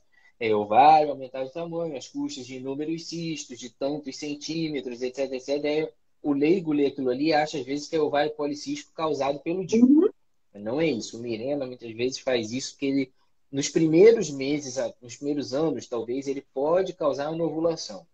Num percentual específico de mulheres. Não é essa maravilha, não. Então, e nesses casos, às vezes, o ovário fica cheio de cisto. Grande até. Aí dá uma confusãozinha aí. Muita gente confunde, né? Confunde os cistos no ovário com SOP, aí acha que as duas coisas são a mesma coisa. Deixa eu ver. Olha, eu sei que isso é difícil responder aqui, né? Porque precisa de uma avaliação, mas eu acho que quem sabe dá para dar uma luz no fim do túnel. Tenho endometriomas e endometriose. Tem como tratar naturalmente? Meu médico quer tirar o meu útero e a pessoa, então, coloca aqui que ela está muito triste. Depende. Retirar o útero pode ser uma necessidade? A endometriose está por fora do útero, né? Ela não coloca, só coloca... Aí, às vezes, você vai tirar o útero, mas não vai tirar o problema, né? Mas depende, né? Você que está perguntando é a Bruna, né? Bruna, a gente precisa de uma avaliação mais global, né? Exatamente o que você tem, né? Onde que está isso aí? Avaliar a sua imagem direitinho, né? Avaliar você como um todo, como é que estão todos os seus hormônios, né? Tamanho de útero, seu padrão de sangramento. A gente tem que ter uma ideia mais global do que está acontecendo com você, né, para poder te sugerir alguma coisa. Mas existem opções, sim, de alguns tratamentos mais naturais, de suplementações, nutrição anti-inflamatória, né, às vezes uma progesterona natural. Existem tratamentos naturais, mas depende do caso, né? Teria que dar uma avaliada global aí para ver se teria indicação. Mas, assim, tirar útero para tratar endometriose, na realidade, a endometriose é uma doença que está por fora do útero. Ela vai continuar lá. A questão é essa, né? A endometriose é uma doença e ela gera várias síndromes. Uma das síndromes que a endometriose gera é a síndrome álgica. A síndrome álgica existe uma série de tratamentos. Para controle dos focos de endometriose, existe uma série de tratamentos. Para controle da dor na relação que a endometriose provoca, existe uma série de tratamentos. Tudo isso é direcionado para a síndrome. Não existe um tratamento que seja totalmente eficaz para a endometriose em todos os aspectos. Então, a mulher precisa entender que ela precisa de uma avaliação individualizada, como a família estava falando, nesse ponto de vista. A sua dor é dor na relação? Você vai fazer fisioterapia pélvica, você vai fazer reabilitação, biofeedback, enfim, o que for. Vai fazer acupuntura e vai fazer tratamento para controle de dor pélvica crônica, às vezes. E, às vezes, se o tratamento clínico for refratário, você vai fazer cirurgia para resecção dos focos. Esse é um dos critérios. É um endometrioma muito grande, é a dor que persiste mesmo no tratamento inicial conservador e o tratamento e o desejo de otimizar a fertilidade. Isso, para mim, mas já vi até o Eduardo Norato postar uma opinião bem similar, para dizer igual, de que não existe saída. Se você quer otimizar sua fertilidade para engravidar espontaneamente, não há outro tratamento melhor que retirar esses focos de endometriose. Né, eu como um X-bacon por dia e vou tirar os focos de endometriose cirurgicamente porque eu quero aumentar minha fertilidade. Não adianta, não vai ser suficiente. Mas, Felipe, estão dizendo que o seu áudio está muito baixo. Para mim está baixo. Tá baixo. Deve ser esse aqui que eu tirei que estava doendo meu ouvido. Vou botar de volta. Então, pronto. Mas a gente tem várias opções de tratamento nesse sentido. Se nós quisermos controlar a dor, de modo que a gente vai controlar a inflamação, nós vamos fazer uma série de suplementações. Então, do ponto de vista de controle de dor, da cólica e do processo inflamatório, nós vamos fazer magnésio, nós vamos fazer vitamina B6, nós vamos fazer vitamina B1, nós vamos fazer, aí começa a coisa que parece pajé, né? Mas não é. É com base em evidência científica. Nós vamos fazer resveratrol, nós vamos fazer chá verde, nós vamos fazer pinos, nós vamos fazer ômega 3, nós vamos fazer, enfim, que mais? Gengibre é um excelente auxílio para esses casos. A própria acupuntura já se mostrou açafrão também. Podemos fazer açafrão. A nutricionista tem que entrar nesse meio, cortar tudo aquilo que é pró-inflamatório, glúten, lactose, são os principais representantes, mas tem um monte de outras coisas, né? E a gente vai, às vezes, lançar mão da própria gestrinona. Existe, né, a possibilidade da gestrinona via vaginal, com efeito sistêmico mínimo, não vai bloquear o teu ciclo, não vai atrapalhar nesse ponto. Ela pode ser feita por via vaginal intercalada com miodesin, por exemplo, que é um outro componente compatente, que tem um potencial anti-inflamatório muito bom, não só para endometriose, mas para adenomiose, para mioma, para outros quadros inflamatórios crônicos silenciosos. Tem formulação oral do miodesin, enfim. Tudo isso você vai ter que individualizar com o seu médico. E muito provavelmente você vai caminhar para cirurgia em algum momento, se o seu objetivo for fertilidade, né? Agora, existem outras coisas que precisam ser tratadas. E uma das sequelas da endometriose é a dor pélvica crônica, que aí é o diabo na vida do ginecologista também, que é uma coisa ainda mais difícil de tratar. Porque muitas vezes você tira a endometriose e a dor pélvica crônica continua. Aí é outro tratamento para a dor pélvica crônica. Sim. Uma coisa que eu sempre falo é que antes de operar, você tem que fazer essa desinflamação. Então, não vá para a cirurgia sem antes ter mudado totalmente a alimentação e ter iniciado os suplementos. Quando você vai mexer cirurgicamente em tecido inflamado, a chance de voltar a ter aderência é muito maior. Então, você tem pacientes que operaram e um mês de novo tem tudo aderido, que não adiantou nada, tem que reoperar. Então, no mínimo 3 meses de alteração completa, enfim, da dieta, uma dieta bem feita mesmo. Os suplementos, no mínimo 3 meses. A atividade física para aumentar a beta-endorfina, para aumentar esse potente anti-inflamatório que a gente produz. Aí sim, depois vai pensar numa cirurgia. Porque geralmente, sim, esses focos de endometriose, eles dificultam a funcionalidade da trompa. A trompa fica mais paralisada e não consegue captar esse óvulo. Então, para a fertilidade, retirar os focos é um tratamento quase curativo. Eu sei que o paciente tem uma predisposição a gerar novos focos, mas permite que ela consiga engravidar mais rápido. E o tratamento manter também depois da cirurgia, né? Sim. Manter esse tratamento anti-inflamatório, porque às vezes, né, você pensa que operou, está resolvido, né? Vamos manter o estilo de vida, a atividade física, a nutrição e às vezes as suplementações por um bom tempo. Certo. A gente já está, olha, já são 10h40. Pode ser duas perguntas? Duas perguntas? Uma eu acho Sim. super legal de vocês responderem. Então, perguntando aqui, como que eu faço na residência para não pôr DIU, para não prescrever, né, o anticoncepcional, se eu não quero? Como que o estudante lida com essa situação? Vocês têm algum conselho? Eu posso responder primeiro? Ó, eu não passei por essa dificuldade porque eu fiz uma residência tradicional e cumpri o papel tradicional, né? Então, assim, eu acho que depende muito do serviço que você trabalha, né? Hoje, a gente sabe que a gente não é obrigado a fazer aquilo que você não quer fazer, que você não acredita fazer, simplesmente por estar fazendo uma residência, né? Você pode se negar a fazer algum tipo de tratamento, mas a gente imagina que deve sofrer algum tipo de retaliação, né? Às vezes pode ser que o seu chefe vai querer impor, ou alguns colegas, né? Então, eu acho que não tem uma regra, não tem uma receitinha de como vou fazer.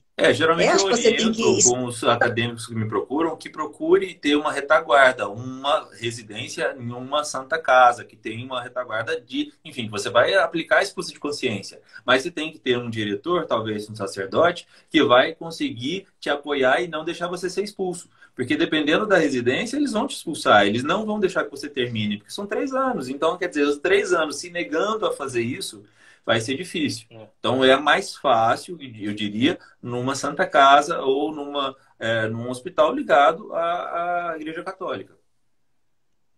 Vocês imaginem que eu fiz residência no Fernandes Figueira, né, que é alvará de interrupção judicial o tempo todo de gestação com bebê mal formado. E eu simplesmente cheguei na residência falando, olha só, eu não abro mão de uma coisa.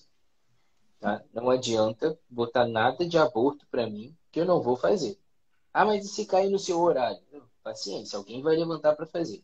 Quer me expulsar? Dá por escrito que está me expulsando porque eu me recusei por objeção de consciência nos meus direitos a não fazer esse procedimento e alguém teve que fazer no meu lugar. Vai me dizer por que me expulsou, entendeu? E Na questão do aborto é mais fácil, eu diria. Né? É até Agora, mais fácil. quando está numa cirurgia para evitar fazer uma laqueadura, para não vou aprender a fazer uma laqueadura, realmente é mais difícil.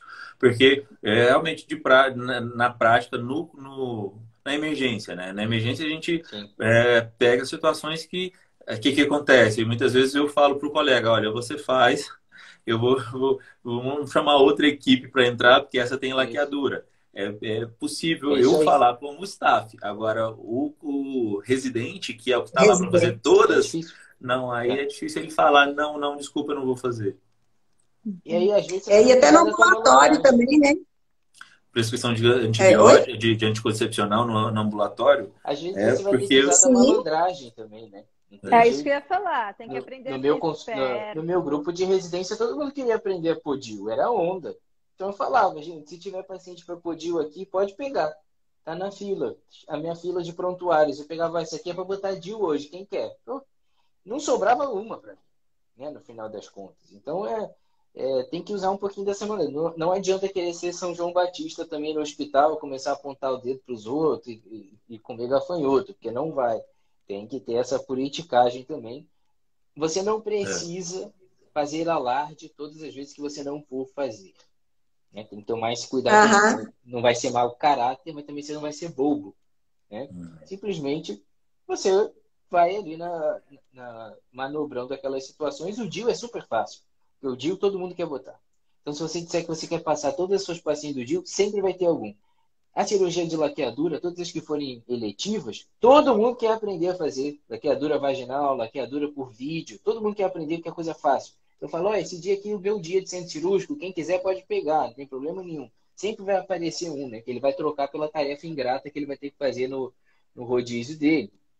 Então, essas coisas a gente vai conseguindo manobrar. A direção espiritual é fundamental. Plantões, né? Que você faz ali paga com plantão. No Natal, Ano Novo para você, 24 horas. É só você vir aqui para mim e fazer. E existe uma coisa também muito importante que está nessa questão da direção espiritual que o Eduardo falou, que é o momento em que você perde a sua autonomia. Quando a decisão passa pelo staff e o staff determina que aquela paciente vai tomar anticoncepcional, ainda que aquela paciente esteja sob sua responsabilidade, você, enquanto um estágio supervisionado, que é a residência, você se vê numa situação que a sua paciente vai sair com anticoncepcional, aquilo ali não é responsabilidade sua.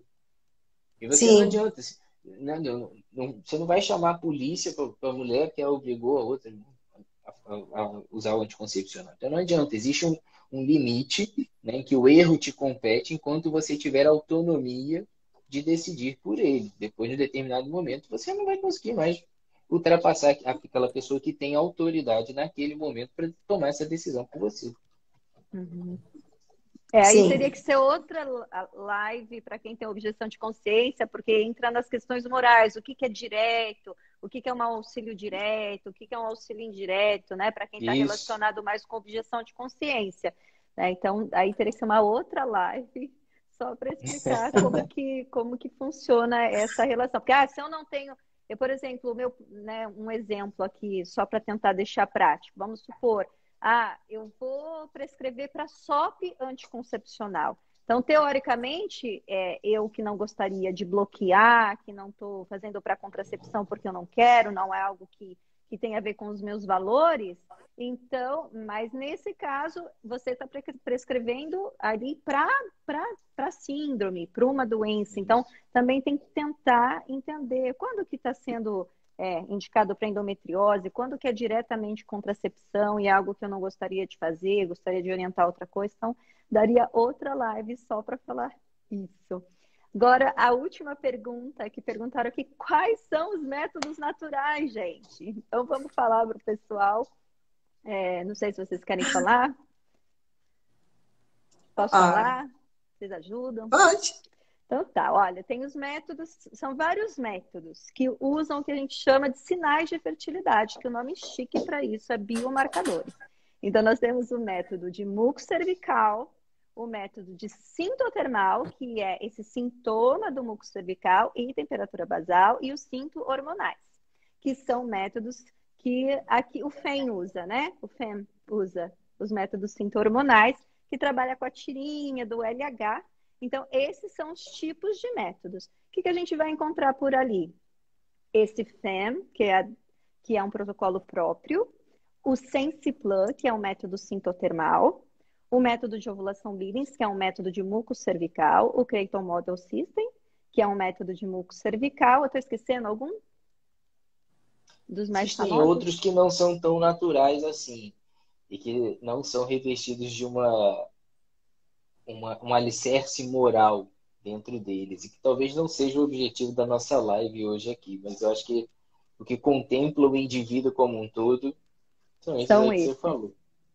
São esses. Tem o método de 2 dias, que está lá na Organização Mundial da Saúde, né? Que é uma eficácia mais a tabela também é um método. A tabela também é um método natural, né? Apesar de ter uma eficácia menor, mas é um método natural. Exatamente. Só tem uma eficácia menor. E esses métodos, nem todos têm... o aprovado pela Organização Mundial da Saúde mais conhecido é o MOB. O Creighton não está lá, o FEM também não está lá, o Sensiplan também não está lá, mas todos têm estudos próprios, com a eficácia comprovada. Então, basicamente, são esses. O que eu quero só deixar aqui para vocês, pessoal, quando a gente escolhe um método natural, a gente usa aquele método que a gente escolheu, tá? Porque são protocolos diferentes, sistematização diferente. Se eu quero usar um método e misturar com outro, aí eu fico perdida nas informações e não sei o que eu vou usar.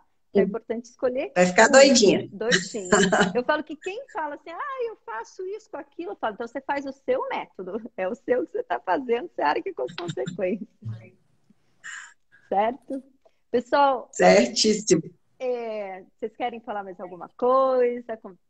Aqui pro pessoal que ficou com a gente até agora. E aí a gente pode encerrar.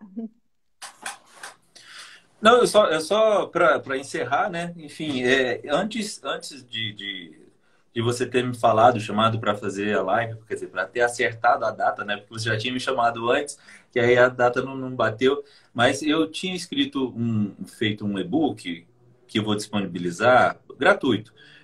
falando um pouquinho do ciclo menstrual, do que é normal encontrar, porque muitas vezes quando a gente abre a caixa de pergunta, a pessoa me pergunta, ó, isso é normal? Ter tantos dias de menstruação, tantos dias de borra, como é que eu não identifico o muco cervical? Então eu fiz um e-book para orientações assim sobre o que é normal no ciclo menstrual e orientações sobre muco cervical, como fazer para melhorar e tal, investigação básica de infertilidade também no masculino. Então, vou colocar lá no Instagram para, se quem quiser interesse, né, baixar o e-book para dados básicos. Eu coloquei também como encontrar o método natural, o MOB, né, que seria pelo site do Semplafan, e aí a partir do site encontrar um instrutor, e também do Creighton, as informações para encontrar um instrutor. Os básicos, os principais que eu vejo que são fundamentais, tem fundamento de estudos, né? Principalmente o Billings, mais velho, né? O mais antigo método natural, e o Creighton, que eu trabalho com ele, né? Então, uma informação boa, importante. Excelente. E você, quer falar alguma coisa, Fabíola?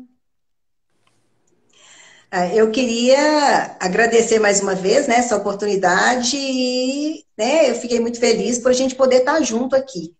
E queria deixar esse recadinho para quem está aqui nos ouvindo, né, principalmente você, profissional de saúde aí, estudante, aspirante à ginecologia, residente de ginecologia, que está já se sentindo incomodado, né, com esses métodos da maneira que são impostos, né, porque não é nem dada a escolha para a pessoa, né? Nem é falado que existe outra coisa, outra opção que seja sem efeitos colaterais, né? Que seria um método natural.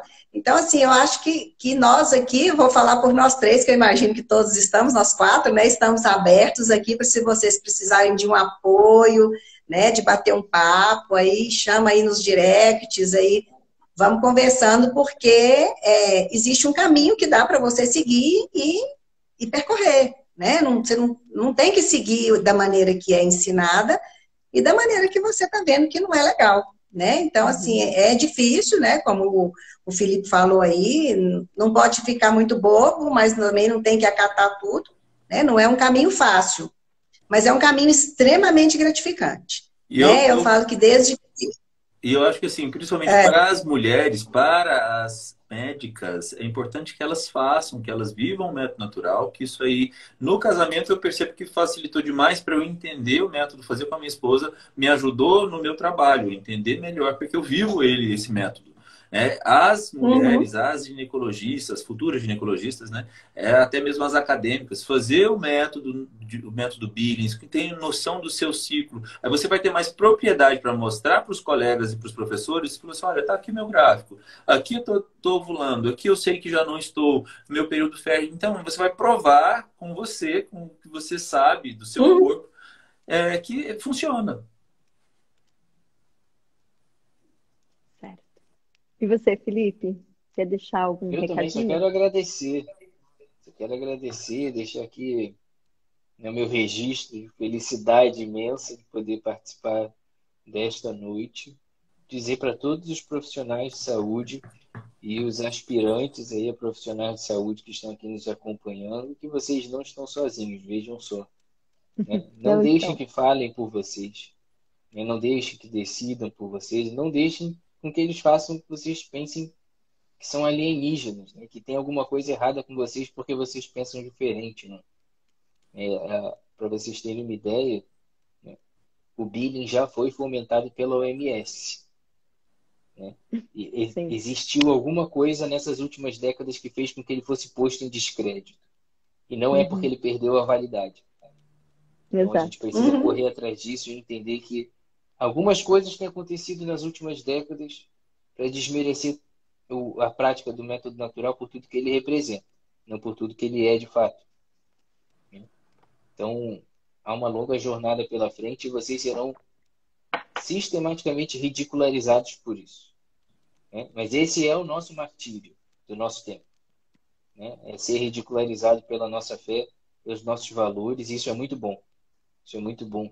Cada vez que eu sou ofendido lá na página por eu ser um fanático religioso que quer que as mulheres sejam escravas das suas gestações e das suas famílias, eu falo, oh, que bom, é isso mesmo que eu quero, né? Pode falar desse jeito mesmo, porque é isso mesmo que eu estou buscando, e eu falo, né? Eu não represento aqui nenhuma ideologia de ninguém, nenhum projeto de ninguém, eu falo da onde eu venho e para onde eu vou, né? Eu digo abertamente em nome de quem eu falo, que é Cristo, e dane-se quem achar que isso diminui o meu discurso. Eu tenho medo mesmo é de morrer e ir para o inferno, o resto eu não tenho medo, não. Amém. Então, é por ele que eu faço tudo isso. E é nele que eu acredito, e é Amém. ele que me motiva todos os dias, não é a opinião de ninguém. Vocês não estão sozinhos nessa. Obrigada, Felipe. Olha, pessoal, fiquei imensamente feliz com vocês aqui. Assim, foi muito bom, uma conversa muito boa. Voltem sempre. E obrigada pela disponibilidade, né? Primeiro, né, por estar aqui, por ficar todo esse tempo, né, por trazer o conhecimento aqui para o pessoal, mostrar que é possível outros tratamentos, que é possível usar os métodos naturais, que é possível tratar a infertilidade, né, sem fertilização, né, de que é possível. Muito obrigada, principalmente pela esperança, né, que vocês trazem aqui para outros profissionais e para as mulheres que precisam serem amparadas no seu ciclo e não bloqueadas. Sim. Amém. Muito obrigada. Então, olha, pessoal, Amém. obrigada Obrigada. por você que ficou até aqui, ó, 85 minutos da segunda live. Nossa Senhora, e uma turma boa. Uma turma muito boa. Muitíssimo obrigada, viu, pessoal? Então, voltem sempre vocês três. Até mais, Amém. então. Beijo. Obrigada. Boa noite. Boa Tchau, noite. tchau. Tchau, tchau. Tchau, tchau.